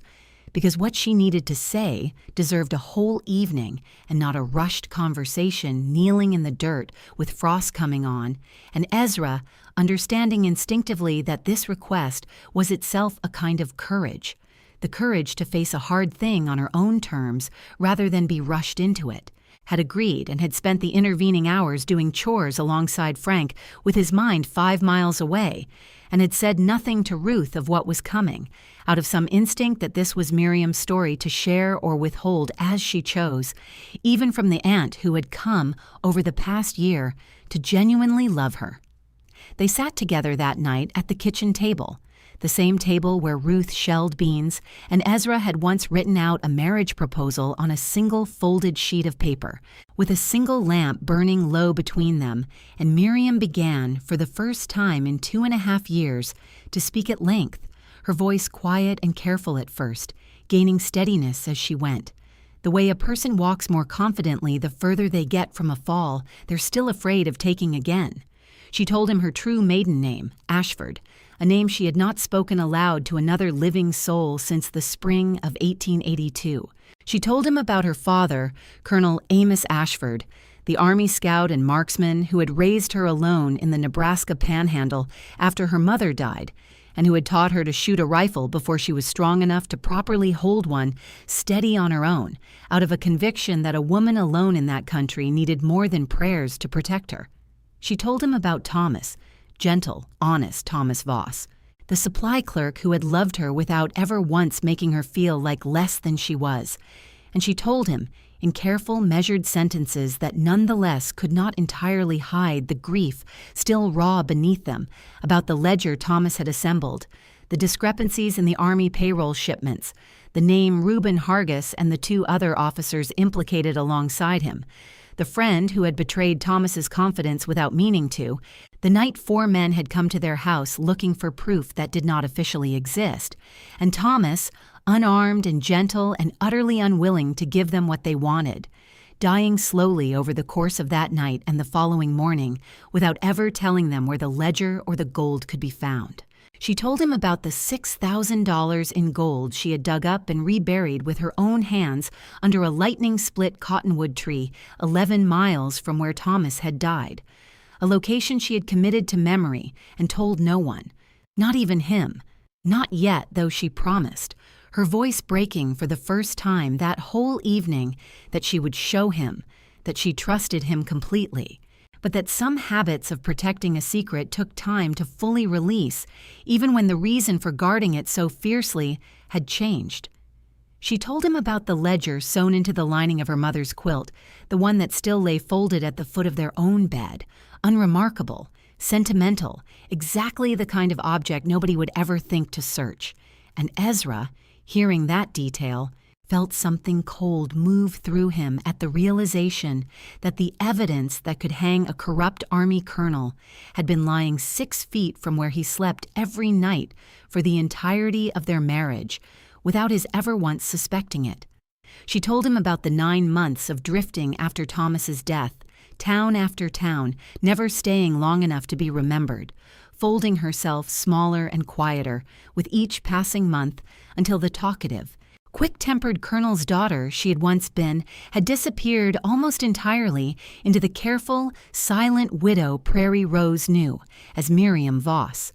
a disguise so complete that she had some nights genuinely frightened herself with how easily she had become it. And she told him, last, the thing she had been most afraid to say out loud, which was that she had known, from the very first week the burned shed and the strange questions started circulating through town, exactly what it meant, because she had spent 2.5 years waiting for precisely this moment to arrive, telling herself each peaceful season that passed that perhaps she had finally been forgotten, and knowing, underneath that hope, that a man like Reuben Hargis did not forget a loose end that could hang him. He simply waited, the way she had once been taught to wait for a shot worth taking, for the moment when striking would cost him the least and gain him the most. Ezra had listened to all of it without once interrupting, the way he had learned, over a year of marriage, to listen to his wife, and when she finally fell silent, spent, her hands folded tightly on the table to keep them from shaking, he had reached across and covered both of her hands with one of his own, and said quietly, the first thing that came to him, which was not a question about the gold or the ledger or any of the practical dangers now bearing down on his ranch, but simply, Miriam, I am so sorry you carried all of that alone for so long, and I am so sorry that a good, honest man died trying to protect you from exactly what's now come looking for you anyway. And Miriam, hearing that, hearing him grieve for Thomas before he asked a single question about his own safety or his ranch or the danger she had unknowingly brought into his life, had put her head down on the table and wept, fully, without restraint, for the first time since the night Thomas Voss died in her arms, 2.5 years of carefully rationed grief finally given permission to break loose all at once, and Ezra had simply sat with her through it, his hand steady on hers, saying nothing further, because some griefs did not need words laid over them. They only needed a steady presence, willing to wait them out.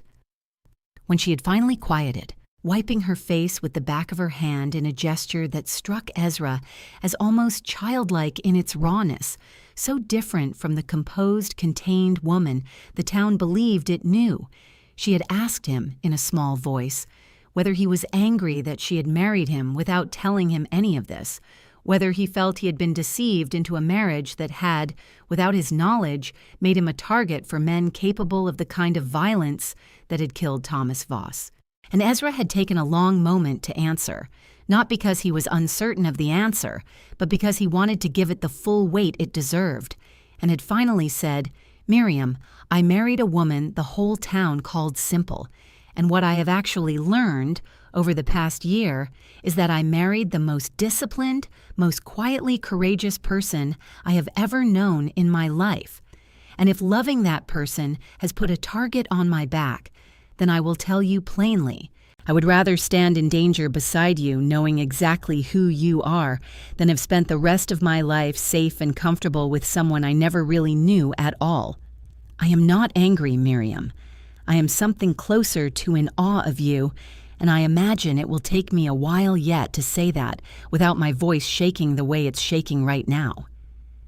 She had looked at him for a long moment after that, something in her face shifting into an expression Ezra had never seen on her before.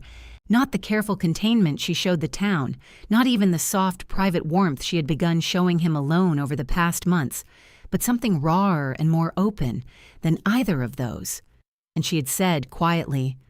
the fullest, most unguarded sentence she had spoken since Thomas died, that she loved him, that she had known it for months but had been afraid to say it out loud because saying it made it real, and making it real made it something that could be taken from her, the way everything else good in her life had eventually been taken.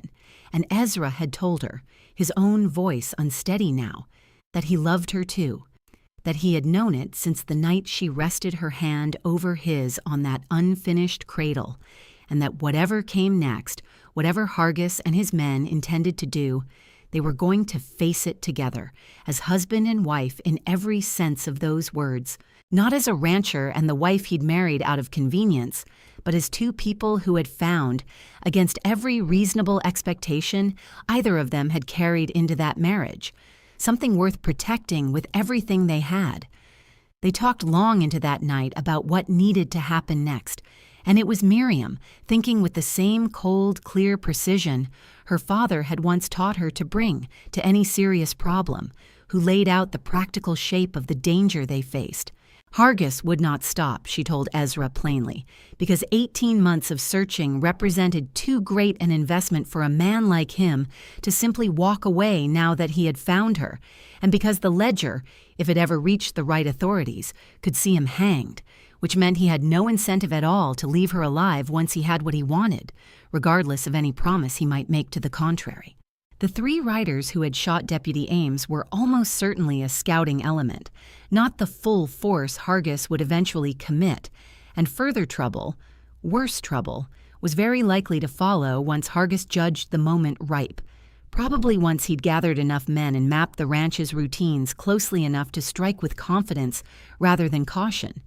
Ezra had asked her directly whether they ought to simply go to the federal authorities themselves, hand over the ledger, and let the law deal with Hargis before he could strike again. And Miriam had considered this carefully before answering, telling him that she had thought about exactly this option many times over the past 2.5 years, and that the trouble with it was that she did not know, even now, how deep Hargis's corruption ran within the army itself. How many officers along the chain of command might owe him loyalty or fear, his exposure enough to intercept any formal complaint before it reached someone honest,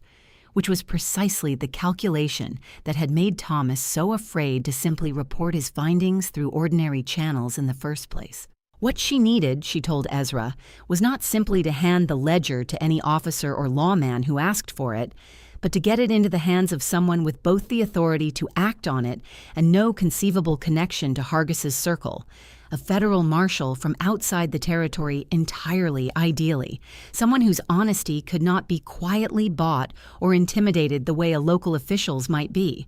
It was Ezra who suggested that same night that Sheriff Otis Kane, whatever his limitations as a small-town lawman facing a threat this size, was at minimum a man of unimpeachable local honesty who could be trusted to help them make contact with the territorial marshal's office without word of it leaking back to Hargis through some corrupted channel. And Miriam, after a long moment's consideration, had agreed that bringing Kane into the fuller truth, carefully and on their own terms, was a risk worth taking, better by far than facing what was coming entirely alone.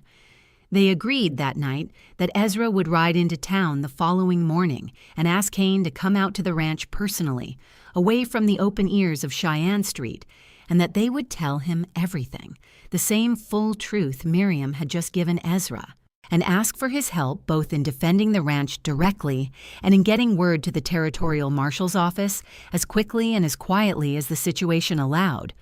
Before they finally went up to bed that night, past 2 a.m, both of them wrung out from the weight of everything spoken and heard.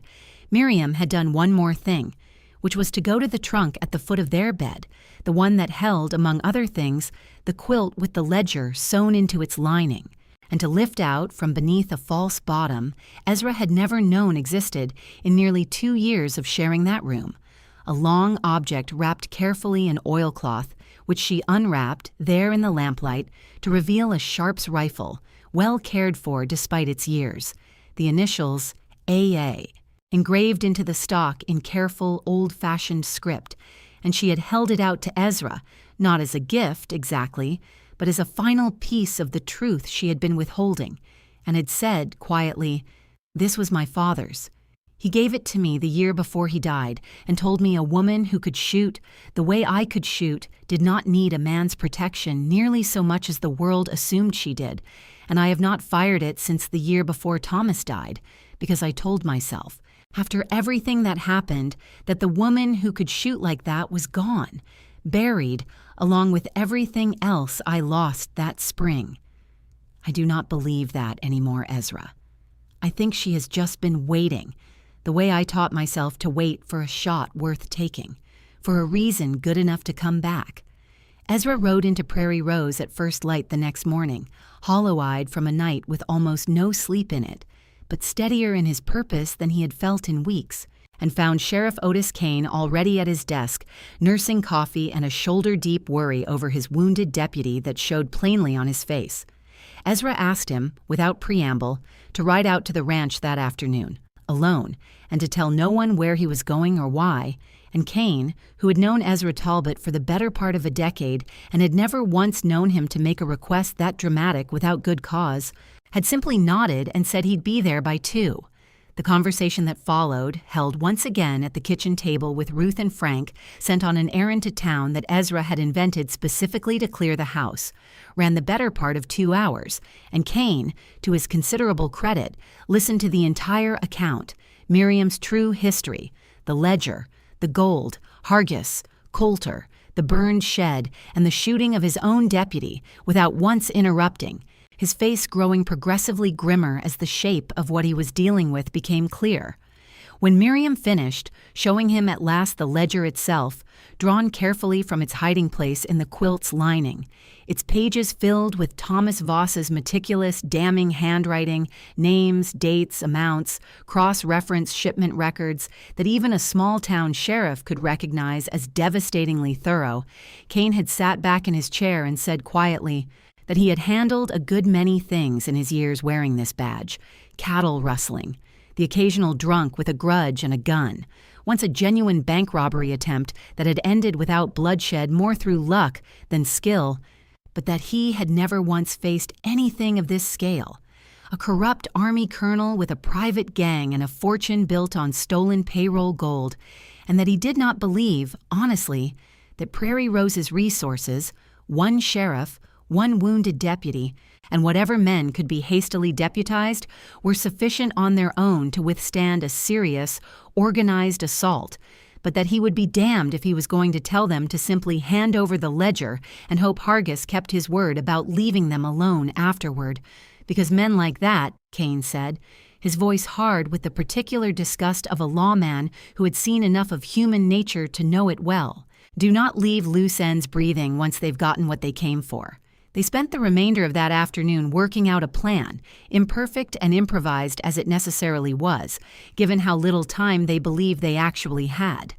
Kane would send a rider that very evening, quietly, to the railhead town 40 miles east where a telegraph line connected to the territorial capital, carrying a carefully worded message requesting the immediate assistance of the federal marshal's office in a matter involving evidence of large-scale corruption within the Army payroll system. A message deliberately vague enough not to name Hargis directly in case the wire itself was somehow intercepted or read by unfriendly eyes along the way, but specific enough to convey real urgency to whoever received it. In the meantime, Kane would begin quietly deputizing a handful of trusted local men, not a public call to arms that might tip off any of Hargis's people still watching the town, but careful individual conversations with men Kane had known for years and would stake his life on, men like the blacksmith and two of the more capable ranch hands from neighboring spreads, building a small defensive force without ever announcing its purpose to the wider town. Frank Dubois and Ruth Callahan were told the truth that same evening, once they returned from their errand, and their reactions, each in their own way, mirrored the deepening loyalty that had grown in that household over the past year. Frank, hearing the full account, had gone quiet for a long moment, his weathered face working through something complicated, and had finally said that he had lost the full use of his left arm in a rope accident that had, for a long time afterward, made him feel like half a man in a country that valued a man's whole strength, and that Miriam Voss, in a single year of marriage to his employer, had shown him more genuine courage than he'd seen from most men with two good arms in his whole life, and that he would be honored, genuinely honored to stand beside her when whatever was coming finally arrived, weak arm and all. Ruth, for her part, had wept a little, out of a complicated mixture of fear for the family she loved and a fierce, protective anger at men who would hunt a grieving widow across 3 territories for the crime of having watched her husband die honestly rather than betray a friend, and had then dried her eyes and asked, in her characteristically plain way, what exactly she could do to help, because she had not come out from Ohio 4 years ago to watch this family fall apart now, not after everything it had already survived. Word could not, of course, be entirely contained within the ranch house, and over the following 2 weeks, into mid-October of 1884, Prairie Rose began to sense, in the particular way small towns always sense when something serious is brewing beneath the surface, that the trouble around the Talbot Ranch was considerably more significant than a burned tool shed and an unlucky deputy. Sheriff Kane's careful deputizing of local men, however discreetly conducted, could not entirely escape notice in a town where everyone tracked everyone else's movements, and the wounded Deputy Ames, recovering slowly at Dr. Weatherby's, had let slip enough details of the men who'd shot him, their well-maintained weapons, their cold, professional bearing, to convince most of the town that whatever was happening was considerably more dangerous than ordinary local trouble. It was in this uneasy atmosphere, with rumor and genuine fear beginning to displace the old easy mockery, that Beatrice Loom, of all people, found herself confronted with the first real crack in her settled opinion of Miriam Voss. She had gone to the harness shop in the 3rd week of October to collect a mended shirt of her husband's, expecting the usual brief, silent transaction, and had instead found Miriam behind the counter looking, for the first time in Beatrice's 2 years of knowing her, genuinely frightened, her hands trembling slightly as she wrapped the shirt, and Beatrice, whatever her faults, was not entirely without basic human decency beneath the gossip, and had asked, more gently than her reputation would have suggested she was capable of, whether everything was all right out at the Talbot place, whether this business with the deputy and the burned shed had something to do with the strange men who'd apparently been asking around town, and Miriam, exhausted and frightened and worn thin by 2 weeks of waiting for violence to arrive, had looked at Beatrice loom for a long moment and said, simply, quietly, "There are men coming who mean to hurt my husband and everyone I love, and I am afraid, and I do not know how to make you understand how afraid." And Beatrice, hearing 4 whole sentences spoken aloud by the woman she had spent 2 years calling simple, sentences delivered with a clarity and a raw, unguarded fear that no simple woman could have articulated, had felt something shift uncomfortably in her own settled certainties, and had said awkwardly that she was sorry, that she hadn't understood, and had gone home that evening and told her husband Cyrus that she was beginning to suspect she'd misjudged Ezra Talbot's wife rather badly, a suspicion Cyrus, who had quietly thought as much for the better part of a year without ever managing to convince his wife of it, received with considerable if carefully concealed satisfaction. The town's fear, once it took hold, spread the way fear does in a small exposed place, through the mercantile and the church social and the barber shop, the same channels that had once carried mockery now carrying something closer to solidarity.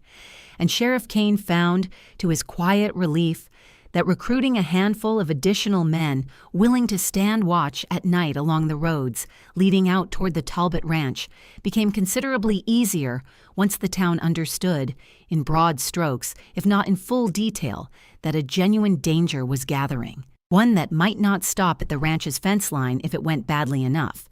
Reverend Whitfield, hearing a carefully limited version of events from Kane, who trusted the young minister's discretion, offered the church itself as a fallback shelter should the worst come to pass, and old Ferris Dunbar's sister at the boarding house began quietly setting aside extra rooms, and Dalton Reese, of all people, rode over to the Talbot Ranch himself in the last week of October, gruff and awkward in a way that suggested he found the gesture difficult, to say that whatever quarrel he and Ezra had over water rights, he did not hold with strangers coming into good cattle country to make trouble for a neighbor,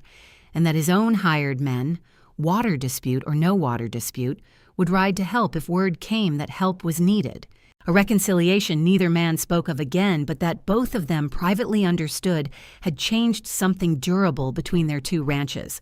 Through all of this gathering tension, the telegraph message Kane had sent east made its slow, uncertain progress through official channels, a delay that frayed everyone's nerves considerably, because the honest truth, which Kane did not hide from Ezra and Miriam, even though it frightened them badly to hear it plainly, was that federal marshals did not typically move with great speed on a message from an unknown small-town sheriff in a remote territory, however urgent its wording, and that they might well be facing whatever Hargis intended to throw at them with nothing more than a sheriff, a wounded deputy, a handful of hastily deputized townsmen, and whatever fight Ezra, Frank, and Miriam herself could bring to it, long before any federal assistance actually arrived. Miriam, in those uncertain last days of October, spent every spare hour she could steal from the ranch's ordinary demands out behind the barn with her father's sharps rifle, rebuilding round by careful round a skill she had told herself for 2.5 years belonged to a woman she no longer was. It came back to her slowly at first, her hands remembering the weight and balance of the weapon before her mind fully caught up, the old discipline of breath and stillness and patience reasserting itself the way a language half forgotten returns when you're finally forced to speak it again, and Ezra, watching her from the barn doorway one gray October afternoon as she put round after round through a series of cans set up at increasing distances along the fence line, her face set in a concentration he had never seen on her before, calm and cold and utterly focused, understood that he was watching something the whole town of Prairie Rose had spent nearly 2 years failing entirely to see, not a broken, simple woman hiding behind her silence, but a trained, disciplined marksman who had simply chosen, for reasons that made complete sense once you understood everything she had survived, to let the world believe otherwise for as long as that belief kept her safe, By the last days of October, with the aspens gone gold and bare along the eastern hills and the first real threat of winter riding the wind down off the mountains, Sheriff Kane's scattered network of informants and watchful townsmen began reporting a pattern that could no longer be mistaken for coincidence. Riders seen camped at increasing distances around the county, always a few at a time, never close enough together to be obviously connected, but drawing over the span of a week into a rough perimeter around the Talbot Ranch that suggested, to anyone reading the pattern correctly, a force being quietly assembled and positioned for a single coordinated strike. Kane rode out to the ranch himself on the 30th of October to deliver that assessment plainly, telling Ezra and Miriam that he believed, based on everything his people had observed, that whatever Hargis intended to do, he intended to do it soon, likely within days rather than weeks, and that they needed to finish whatever preparations they could make immediately, because the waiting, it seemed, was very nearly over. The final preparations at the Talbot Ranch, in the last 2 days of October and the first day of November 1884, had the particular quality of a household bracing itself against a storm it could see building on the horizon but could not yet time precisely. And Ezra, who had spent his adult life responding to the practical demands of hard country,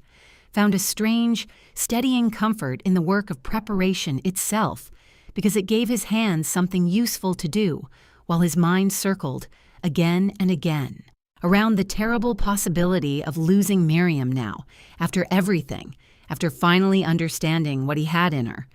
They fortified what they reasonably could.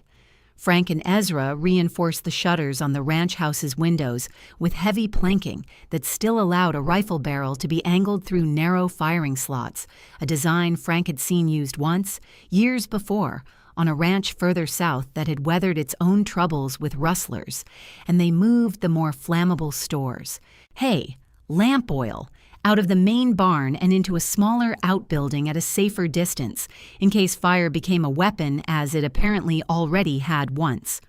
Sheriff Kane brought out, on his last visit before the trouble finally arrived, a case of ammunition requisitioned quietly from the territorial armory on the strength of his own authority, and a promise, not entirely certain to be kept, that the expense would be justified after the fact, along with 2 additional rifles for the deputized townsmen who would be riding out to help defend the ranch once word came that the attack was underway, a signal they arranged through a system of relay riders posted at intervals along the road into town, ready to carry warning at a dead gallop the moment trouble showed itself.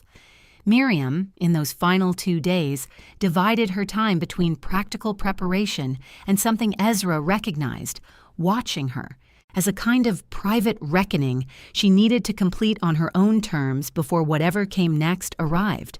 She spent an hour alone at Sarah and Daniel's grave on the rise behind the house on the morning of the 1st of November, a visit Ezra had not asked her to make and had not expected. And when she came back down to the house, her eyes red but her bearing steady, she told him only that she had gone to make a kind of promise to the woman who had lived in this house before her, that she intended to protect the family Sarah had loved and the home Sarah had built with everything she had, and that she hoped, wherever Sarah's spirit rested, she would not begrudge a second wife the fight that was coming.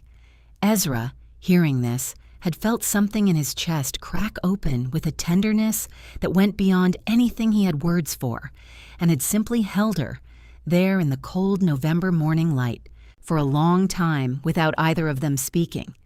She finished the cradle that same afternoon in the barn, working alongside Ezra rather than watching him work as she had that first October evening a year earlier, the 2 of them sanding and fitting the last pieces of the rocker rail together in a companionable silence that needed no words at all, and when it was done, a simple, sturdy, well-made cradle that had taken 4 years and 2 different women's hands to complete. Miriam had run her palm along the smooth wood and said quietly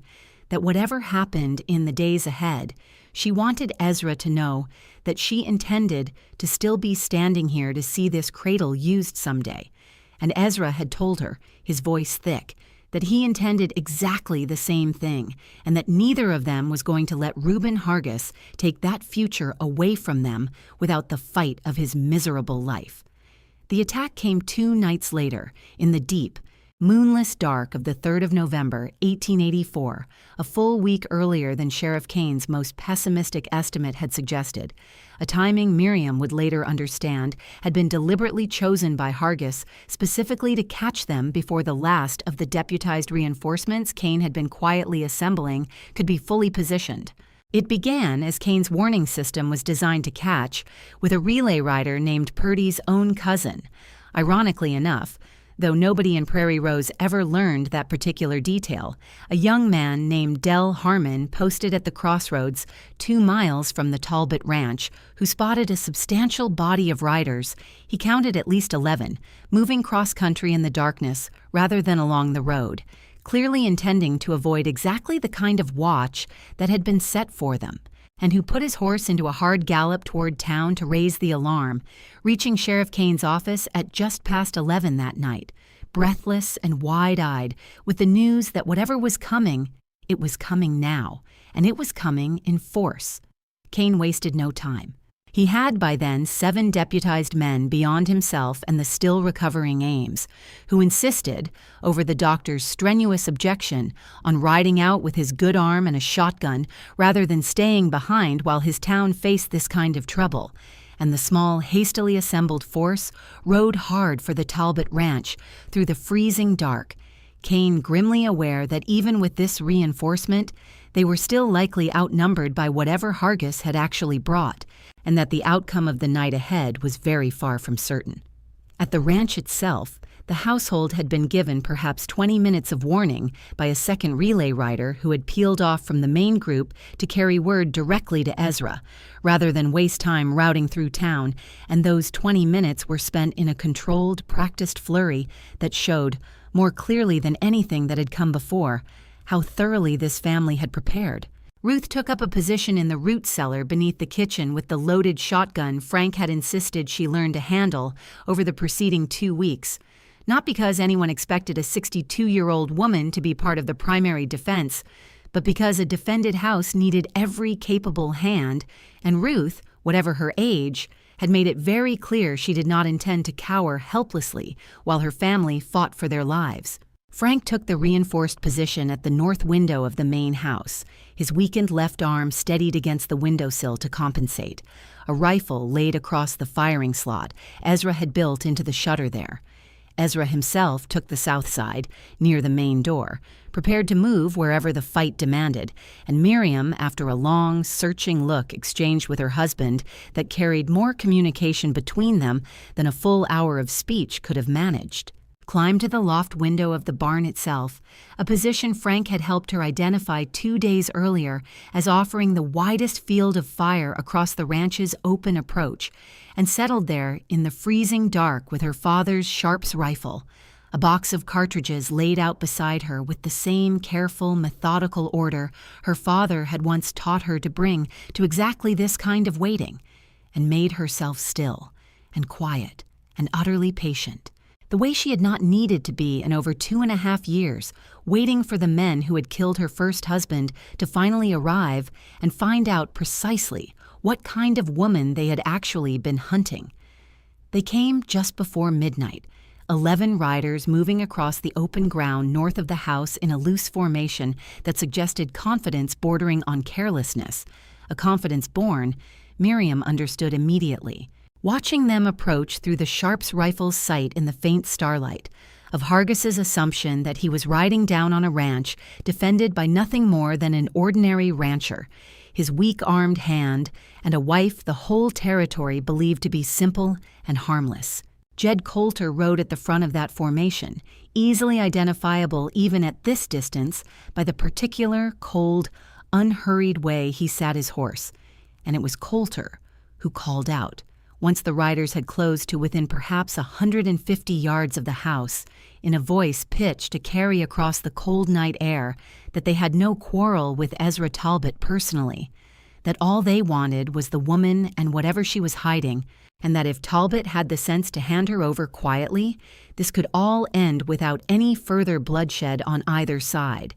A demand that Ezra, standing at his own reinforced window with his rifle already raised, answered not with words, but with the first shot of the battle, a round that took the hat clean off the head of the rider nearest Coulter and told the approaching gang, with perfect clarity, exactly how quietly Ezra Talbot intended to hand over his wife. What followed was chaos in the way all such fights are chaos to the people caught inside them, gunfire cracking across the cold dark, muzzle flashes lighting the yard in brief, violent flickers, the riders scattering for whatever cover the ranch's open ground afforded. A scrub of brush here,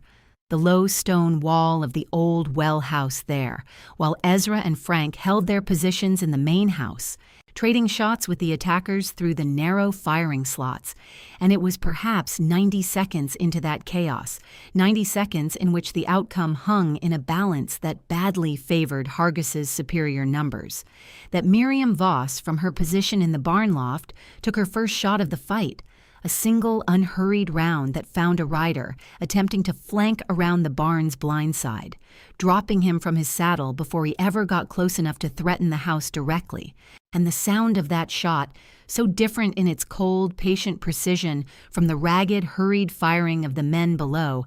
made Jed Coulter, sheltering behind the stone wall of the well house, go very still for a moment, because he recognized, with a chill that had nothing to do with the November cold, exactly what kind of shot that had been, and exactly who must have fired it.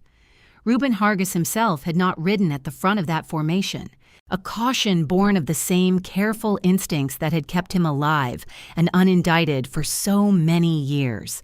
And he had positioned himself instead near the rear of the attacking party, close enough to direct the assault, but far enough back to retreat quickly if things went badly, a decision that would matter a great deal to how the night ultimately ended. From that position, sheltering behind a low rise perhaps 200 yards from the house, he watched the fight unfold with a growing cold unease as first one rider, and then, within another few minutes, a second, fell to shots that came not from the reinforced windows of the main house, but from the barn's upper loft, shots fired with a spacing and a precision that suggested a marksman of considerable skill,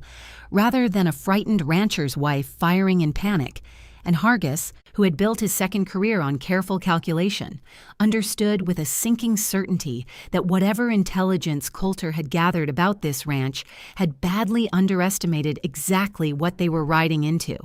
The fight ground on through what felt, to everyone caught inside it, like hours but was in truth closer to 20 minutes. Frank Dubois proving, despite his weakened arm, to be a steadier shot than his own modest opinion of himself would have predicted, wounding a rider who came too close to the house's south corner, while Ezra held the main defensive position with a grim, focused determination that had nothing left in it of the quiet, careful man Prairie Rose had known for a decade, and everything in it of a husband defending the woman he loved with absolutely everything he had. It was Miriam, though, whose steady, unhurried fire from the barn loft did the most to break the attacking force's confidence, each shot spaced with the patient discipline her father had drilled into her as a girl, never rushed, never wasted, and by the time Sheriff Kane's reinforcements finally arrived, thundering up the county road and cutting across the open ground toward the sound of gunfire,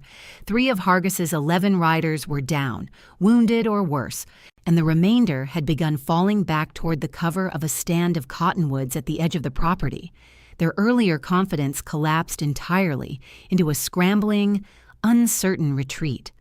Jed Coulter, sheltering behind the stone well house, through most of that fighting, had reached his own cold conclusion well before Kane's reinforcements arrived, which was that whoever was firing from that barn loft needed to be dealt with directly if the assault was to have any chance of succeeding. And he broke from cover in the confusion of the retreat, working his way in a low, careful crouch around the blind side of the barn, a Winchester repeater held ready, intending to come up the loft ladder and end the threat from that direction with his own hands rather than continue trading shots at a losing distance. He very nearly succeeded in the approach, the general chaos of the retreating gang and the arriving reinforcements covering his movement well enough that he reached the base of the loft ladder without drawing fire. And he had one boot on the first rung when Miriam, who had heard the faint scrape of his approach beneath the general roar of the fight and had already, with the same cold discipline that had kept her alive for 2.5 years, shifted her position and reloaded rather than remaining a fixed, predictable target. Put a single round through the ladder's upper rail an inch from Coulter's reaching hand, a shot fired not to kill, but as a warning precise enough to leave absolutely no doubt that she had heard him coming and could have ended him just as easily as she'd missed him on purpose. Coulter froze, one hand still on the ladder, and called up into the darkness above him, his voice rougher now than the confident demand he'd offered at the start of the fight, asking who in God's name was up there. And Miriam, working the Sharps rifle's action with a steady, practiced motion that made no attempt to hide the sound of it, called back down in a voice Prairie Rose had never once heard her use, clear and hard and utterly without the careful containment she wore for the town, that her name was Miriam Ashford, that she was the daughter of Colonel Amos Ashford, who had taught half the young officers at Fort Robinson to shoot straight before Jed Coulter ever picked up a rifle in anger, and that the next round she put through that ladder would not miss on purpose, and that he had exactly one chance to throw down his weapon and step back from that barn before she took it. Coulter, staring up into the dark loft window where he could see nothing but knew, with absolute certainty now, that a rifle was aimed steadily at the center of his chest, made the only rational calculation available to a man who had built his entire violent career on reading exactly when the odds had turned against him, and stepped back from the ladder with his hands raised, letting the Winchester fall to the ground, precisely as Sheriff Kane and 2 of his deputized men, drawn by the exchange of voices, came around the barn's corner with their own weapons already leveled. Reuben Hargis, watching from his position on the low rise as his assault collapsed entirely, his lieutenant taken alive, his remaining riders scattering in a full retreat that no shouted order could reverse, made the decision in that final desperate moment that would ultimately end his freedom, which was to attempt, personally, to close the distance to the ranch house and force the confrontation to its conclusion himself, rather than accept the total defeat unfolding in front of him, spurring his horse forward across the open ground in a final reckless charge that Miriam, reloading swiftly in the barn loft, watched come with a clarity that felt in that moment almost like the closing of a very long circle. She had never seen Reuben Hargis's face before that night, had only ever known him as a name in Thomas's careful ledger, and a shadow that had haunted 2.5 years of careful silence. And now, here he was, riding hard across her husband's land in the last hour before dawn, and she raised her father's rifle and steadied her breath the way she had been taught before she could properly read, and put a single round through Hargis's shoulder at a range, and in a darkness that would have been impossible for any but the most disciplined marksman alive. A shot that took him clean off his horse and left him sprawled and bleeding in the frozen dirt of the yard Ezra Talbot had built with his own hands, 20 yards short of the house he had ridden to destroy. The fight ended within minutes after that. The remaining attackers, seeing both their leader and his lieutenant taken, throwing down their weapons or scattering into the dark rather than continuing a battle that had gone so thoroughly against them, and Sheriff Kane, moving methodically through the aftermath with his deputized men, secured Coulter, secured Hargis himself, groaning and cursing through the pain of his shoulder wound as Dr. Weatherby, roused from his bed and brought out at speed once the fighting stopped, worked to stabilize him enough to survive for questioning, and took 2 more of the surviving riders into custody, where they'd been found, hiding in the cottonwoods, disarmed and thoroughly unwilling to die for a cause that had just collapsed so completely around them. Ezra found Miriam still in the barn loft some minutes after the last shot had been fired, having climbed up with his heart in his throat despite the fight's apparent end, terrified of what he might find. and he came up through the trap door to see her sitting very still against the loft wall, the Sharps rifle laid carefully across her lap, her hands finally beginning to shake now that the discipline that had carried her through the fight itself was no longer needed to hold them steady, and he crossed the loft and gathered her into his arms without a word, and felt her shaking against him, not with fear exactly, though there was fear in it, but with the particular full-body release of a person who has just discharged, completely, an obligation carried so long and so heavily that its sudden absence felt almost like its own kind of shock, and she said into his shoulder, her voice thick, that it was over, that after 2.5 years it was finally over, and Ezra held her tighter and told her that she had just saved everything, their home, their family, their whole future, and that whatever the town of Prairie Rose thought it knew about the quiet, simple woman he'd married, they were all, every last one of them, about to learn exactly how wrong they'd been. Dawn came up gray and cold over the Talbot Ranch on the morning of the 4th of November, 1884, revealing in its plain, unsparing light the full scope of what had happened in the darkness. 3 of Hargiss's men dead where they'd fallen, 2 more, including Hargiss himself, wounded and under guard in the ranch house's front room, while Dr. Weatherby worked to keep the colonel alive long enough to face whatever justice was coming for him. Jed Coulter bound hand and foot in the barn where he'd been taken, cursing at anyone who came near him with a bitterness that Sheriff Kane found privately almost satisfying to witness after everything the man had done. The remaining riders who'd surrendered rather than fled sat under guard near the corral, disarmed and subdued, and Ezra Talbot's ranch, which had stood peacefully through 4 years of ordinary hardship and ordinary joy, bore the scars of a battle that would be talked about in Prairie Rose for the rest of the century. Kane's telegraph message, sent nearly a week earlier, finally bore fruit 2 days after the battle. When a federal marshal named Cornelius Traeger arrived on the afternoon stage from the territorial capital, a lean, serious man in his 50s who had spent 20 years pursuing exactly the kind of institutional corruption that Thomas Voss's ledger documented, and who listened that first evening to the full account of everything that had happened, from Thomas's original discovery of the payroll thefts through his death, Miriam's flight and years of hiding, and the battle that had just concluded, with a grim, focused attention that told everyone in the room he understood precisely the significance of what he was being handed. He examined the ledger itself for the better part of 2 hours that first night, cross-referencing its entries against shipping manifests he had brought with him on the strength of Kane's earlier telegraph message, and pronounced it, by the time he finished, the single most thorough piece of evidence of Army payroll corruption he had encountered in his entire career, sufficient in his professional judgment not only to see Reuben Hargiss hanged for his role in Thomas Voss's murder, but to expose and prosecute the 2 other officers named alongside him, men who had believed themselves safely insulated from any consequence by rank and distance and the simple passage of time.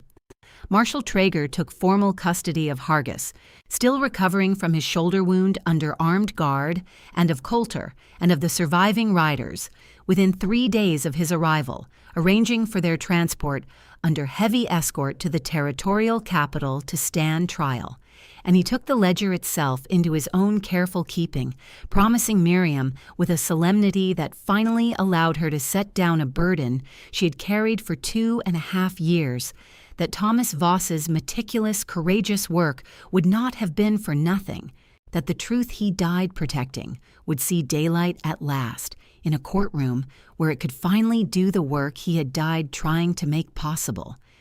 Miriam wept again, hearing that promise, though these were tears of a different character than the grief that had broken loose the night she finally told Ezra everything. Tears of a woman finally allowed to set down a weight she had carried alone for so long that she had nearly forgotten what her own shoulders felt like without it. The trial, held some months later in the territorial capital, unfolded largely outside the direct view of Prairie Rose, though word of its progress reached the town steadily through the territorial newspapers, which covered the proceedings with considerable interest given the scale of the corruption exposed. Colonel Reuben Hargis, convicted on charges of murder, conspiracy, and grand theft from the United States Army, sentenced to hang, a sentence carried out the following spring. Jed Coulter, convicted alongside him on similar charges and sentenced to life imprisonment, and the two other officers named in Thomas's ledger, whose names never traveled as widely in the retelling of this story in Prairie Rose, but whose exposure and court-martial mattered enormously to Miriam personally. Stripped of rank and imprisoned for their role in the scheme, the full weight of Thomas Voss's careful, honest work finally landing on every man responsible for his death. 2.5 years after that terrible spring night in Nebraska. But it was in Prairie Rose itself, in the weeks immediately following the battle at the Talbot Ranch, that the story's most immediate and, to Ezra's private satisfaction, most deeply deserved reckoning played out, as the full truth of who Miriam Voss actually was, a colonel's daughter, a trained marksman, a widow who had carried a devastating secret with a discipline that had allowed her to survive 2.5 years of being hunted while quietly rebuilding a life and a marriage in a town that dismissed her as simple, spread through Prairie Rose with the same speed and thoroughness that had once carried the town's mockery of her marriage. Sheriff Kane, giving his own account of the battle at the general store to a crowd that had gathered eagerly to hear it, described, in detail that lost nothing in the telling, exactly how Miriam Voss had held a defensive position in that barn loft with a discipline and a marksmanship that had done more to break Hargis's assault than anyone else's contribution that night, and the crowd gathered to hear it, which included, prominently, Beatrice Loom, listened in a silence that had nothing at all in common with the easy, dismissive amusement that had once characterized the town's every conversation about the Talbots. Beatrice Loom, to her credit, did not attempt to quietly forget or minimize her own 2 years of casual cruelty toward a woman she now understood to have been carrying a grief and a danger far beyond anything Prairie Rose had imagined. She rode out to the Talbot Ranch herself some 10 days after the battle, in a state of visible discomfort that Ezra, watching her climb down from her buggy, found almost sympathetically awkward to witness. And she found Miriam in the kitchen garden, and she said, without any of her usual bluster, that she had come to apologize, plainly and completely, for 2 years of calling a woman simple, who had, in point of fact, more courage and more discipline in her than anyone Beatrice had ever met in her life, and that she was ashamed, genuinely ashamed, of how easily she had decided what kind of person Miriam was without ever once actually asking her. And Miriam, who had spent 2.5 years being underestimated by nearly everyone she met, had looked at Beatrice Loom for a long moment and had done something that surprised them both, which was to laugh, a real, warm laugh, the first Beatrice had ever heard from her, and to say, in a full, easy sentence delivered without any of the careful containment of the previous 2 years, that she forgave her. That silence had been the safest disguise she could have chosen, and she could hardly blame a whole town for believing exactly what she had worked so hard to make them believe, and that she would be glad, going forward, to be known as something other than the quiet widow. If Beatrice was willing to help spread that particular correction with even half the enthusiasm she'd once spread the original mistake,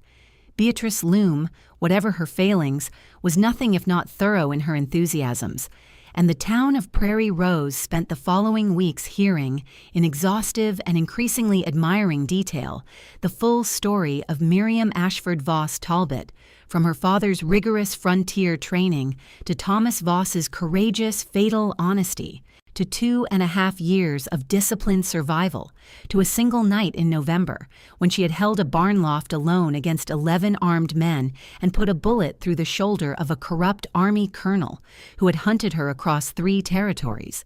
And the story, retold and embellished at every mercantile counter and church social, from that point forward transformed Miriam in the span of a single month. From the town's quiet object of pity into something considerably closer to a local legend, a transformation she received with the same careful, measured grace she had once brought to enduring the town's mockery, neither performing false modesty nor allowing the admiration to swell into anything like arrogance, simply continuing to run her household and mend the town's clothing and, increasingly, speak freely and fully whenever she had something worth saying, which, it turned out, once the fear that had sealed her silence was finally lifted, was considerably more often than Prairie Rose had ever imagined possible.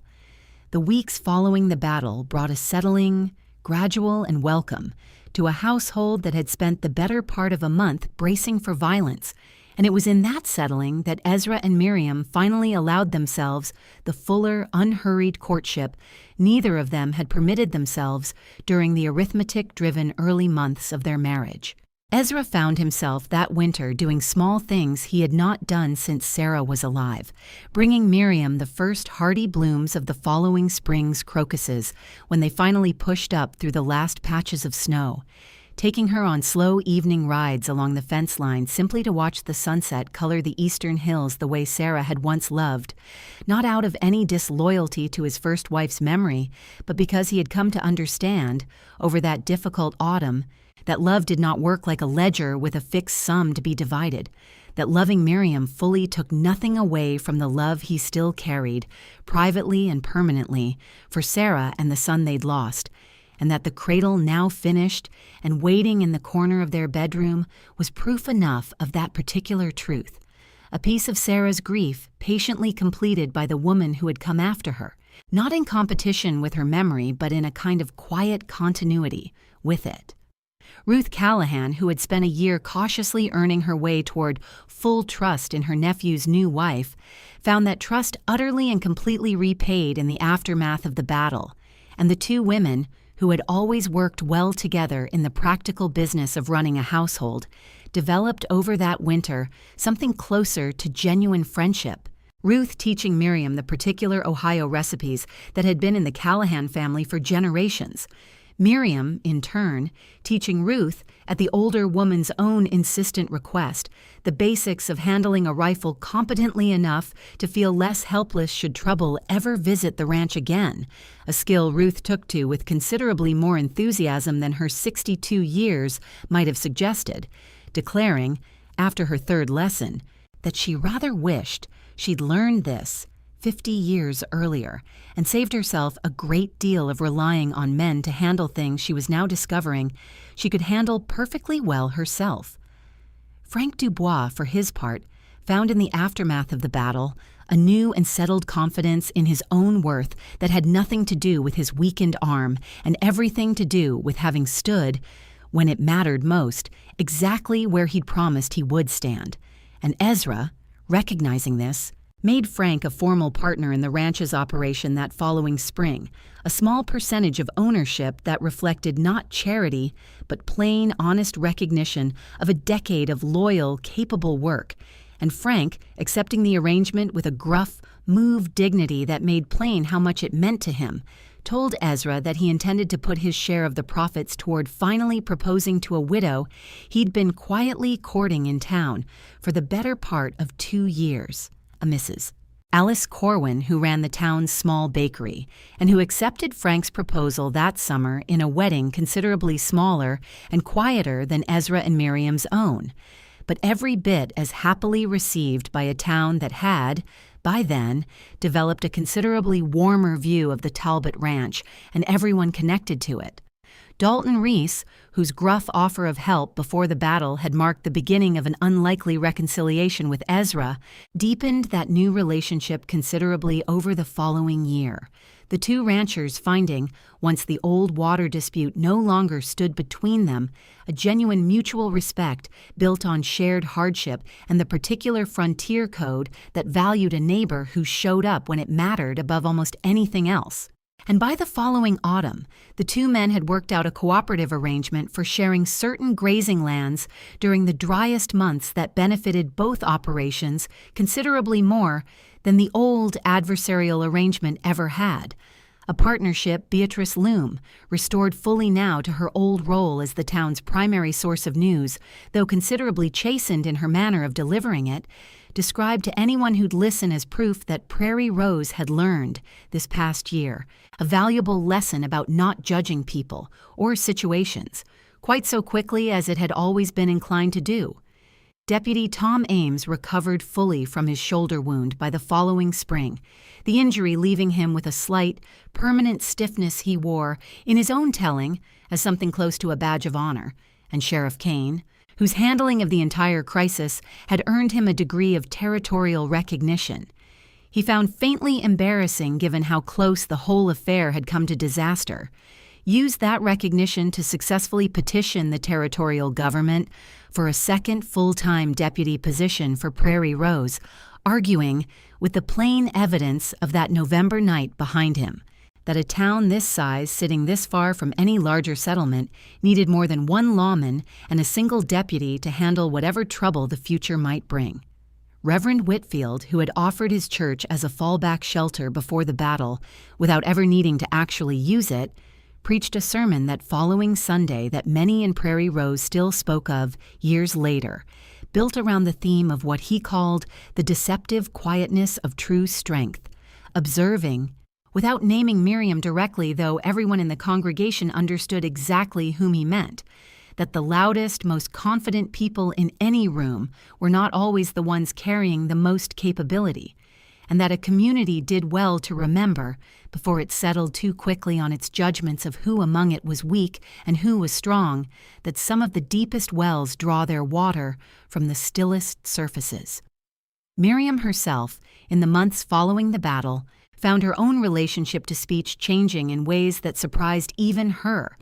She did not become, overnight, a talkative woman in the mold of the girl she'd been before Thomas died. Some core of watchful reserve remained in her permanently, the natural residue of everything she'd survived. But she spoke now, when she had something to say, freely and fully, without the old fear that every word offered was a word that might eventually be used against her. And she found, to her own quiet surprise, that she rather enjoyed conversation once the terror underlying her old silence had finally been lifted, that she had opinions about a great many things she'd spent 2.5 years keeping carefully to herself, about the proper way to can preserves, and the injustice of certain territorial land laws, and the particular beauty of a Wyoming sunset in late October. And Ezra, hearing his wife talk more in a single evening that winter than she had in the entire first year of their marriage combined,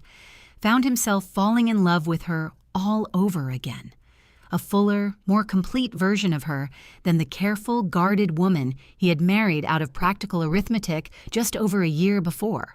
In the autumn of 1885, almost exactly 2 years after Ezra Talbot had first climbed the outside stairs above the harness shop with a marriage proposal folded into a single sheet of paper, and almost exactly 1 year after Miriam Voss had held a barn loft alone against 11 armed men in the coldest hour of a November night, the Talbot Ranch welcomed a new arrival that made the finished cradle in the corner of the bedroom, at last exactly what it had always been meant to be. Miriam gave birth on a mild October morning with none of the terrible complications that had taken Sarah and Daniel 5 years before, to a healthy daughter the couple named Sarah Delia Talbot, the first name a tribute Ezra had proposed himself, tears in his eyes, the second Miriam's own mother's name, offered without either of them needing to discuss at length why both names mattered so completely to the family they had built out of grief and courage, and a 1.5 years of careful, hard-won trust. Dr. Weatherby, attending the birth himself at Ezra's insistence and arriving a full day early to be certain he was on hand well before any trouble could develop, pronounced both mother and daughter entirely healthy, and the town of Prairie Rose, hearing the news within a day through channels that Beatrice Loom, now the ranch's most enthusiastic and entirely reformed admirer, made certain traveled with proper speed and warmth, responded with a flood of small gifts and visits that would have been unthinkable 2 years earlier, when the same town had regarded the Talbot marriage as a source of casual mockery rather than genuine affection. Ruth Callahan, holding her first grandniece by marriage in her arms on the ranch house porch that same week, declared to anyone within earshot that she had come out from Ohio 5 years earlier to help a grieving nephew survive his loneliest winter, and had somehow ended up, by the grace of whatever providence arranges these things, watching that same nephew build a family that had weathered gunfire and grief and 2.5 years of hidden danger to arrive. Finally, at this particular ordinary, extraordinary Tuesday morning, a baby crying in the October sun, a mother recovering steadily in the room behind her, and a father who had not stopped smiling, by Ruth's careful count, in 4 straight days. Little Sarah Delia grew, over the following months, into a fiercely curious child who showed, even in her earliest years, a stillness and a watchfulness that Ruth privately swore reminded her of her mother, though Miriam herself, watching her daughter's dark, careful eyes, tracked the movement of a barn swallow across the yard with an intensity well beyond what most infants managed, said only, quietly, that she hoped her daughter would grow up with considerably less cause to need that particular stillness than her mother once had, and Ezra, overhearing this, had told her gently that whatever cause or lack of cause the future held, their daughter would grow up in a home where her own quiet, whatever shape it eventually took, would never once be mistaken by the people who loved her for weakness, the way an entire town had once mistaken her mother's. Prairie Rose itself, over that same year, settled into a prosperity and a steadiness that owed a great deal, in ways the town's residents rarely articulated but widely understood, to the example the Talbot family had set. The reconciliation between Ezra and Dalton Reese flourished into a genuine friendship, their 2 ranches cooperating on grazing arrangements that both men credited, half-jokingly, with saving them both a considerable amount of money and an equally considerable amount of old-fashioned stubborn pride. Frank Dubois and his new wife Alice settled into a small house of their own just off Cheyenne Street, close enough that Frank still worked the Talbot Ranch most days as Ezra's partner, and their own first child, a boy they named Ezra Frank Dubois, after the 2 men who had stood alongside each other through the worst night either of them had ever faced, arrived that same winter, born within 3 months of Sarah Delia, the 2 families growing together in a closeness that felt, to everyone involved, less like coincidence than like the natural continuation of a bond forged under gunfire. Sheriff Otis Kane, promoted in the territorial newspaper's retelling of the battle to something close to a local hero, despite his own persistent, characteristically modest insistence that the true courage that night had belonged to Miriam Talbot far more than to himself, used his enhanced standing to push through, that following legislative session, a modest but meaningful increase in the territorial funding available to small frontier towns for exactly the kind of organized defense that had saved Prairie Rose from what could easily have been a considerably bloodier outcome. A piece of quiet, unglamorous legislative work that Kane considered, privately, the most useful thing he'd accomplished in his entire career wearing a badge. Miriam herself, in the months following her daughter's birth, began something that would have been unimaginable to the Prairie Rose of 2 years earlier, offering, at first informally and then with growing structure, to teach any woman in the surrounding ranches and the town itself who wanted to learn how to handle a rifle competently, not out of any desire to relive the violence of that November night, which she carried with her, always as a scar every bit as real as the one on her forearm from the night Thomas died, but out of a clear-eyed, practical conviction that a woman alone in that country, whether facing outlaws or simply the ordinary hazards of frontier life, deserved the same protection her own father had once insisted she carry, and deserved never to be dismissed, the way she herself had been dismissed for 2 long years, as something soft and harmless and beneath serious consideration. Her first student that following spring of 1885 was a shy 17-year-old girl named Grace Halloway, the daughter of a widowed farmer on the edge of town who had no sons to help protect the family's small holding, and who had approached Miriam directly, with a courage that reminded Miriam sharply of her own younger self, to ask whether the stories about her marksmanship were true and whether she might be willing to teach a girl who had nobody else to teach her. Miriam had looked at young Grace Holloway for a long moment, remembering her own father's patient, unhurried instruction in a Nebraska field 20 years earlier, and had said simply that she would be honored, and that the first lesson, the most important one, had nothing at all to do with the rifle itself, and everything to do with learning to hold still and breathe slow and wait, with complete confidence for the moment that actually mattered. Because any fool could pull a trigger in a hurry, but hardly anyone could hold that kind of patient, disciplined stillness, and a woman who learned to hold it, Miriam told her, carried a strength inside her that no town's gossip and no man's assumptions could ever entirely take away, whatever quiet shape she chose to wear it in. By the time the first snow fell on Prairie Rose that November, a year almost to the day since the battle that had transformed the town's understanding of the woman it had once dismissed as simple, Ezra Talbot stood on his own front porch in the fading afternoon light, watching his wife walk the fence line with their infant daughter bundled against the cold in one arm and resting easily in the crook of the other, the same Sharps rifle that had once saved all of their lives. Its oilcloth wrapping long since retired in favor of a simple leather sling Ezra had made for her himself that spring.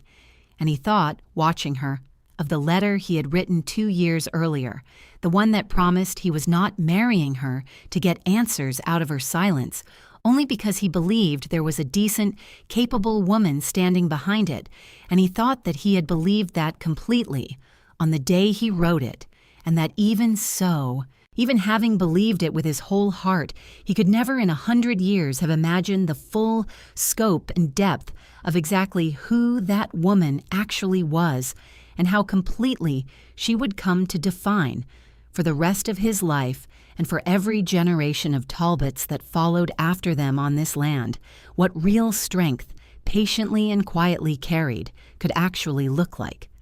The rifle hangs still. To this day in the story Prairie Rose tells its children, above the mantel of the Talbot ranch house, not as a trophy of violence, but as a quiet reminder, the way Reverend Whitfield's old sermon put it, of how deceiving a still surface can be, and how foolish any town or any person is to mistake a woman's silence for the absence of a will strong enough to move mountains or stop outlaws or build out of nothing but grief and discipline and one honest man's stubborn refusal to betray a friend, a life worth every bit of the fight it took to protect it.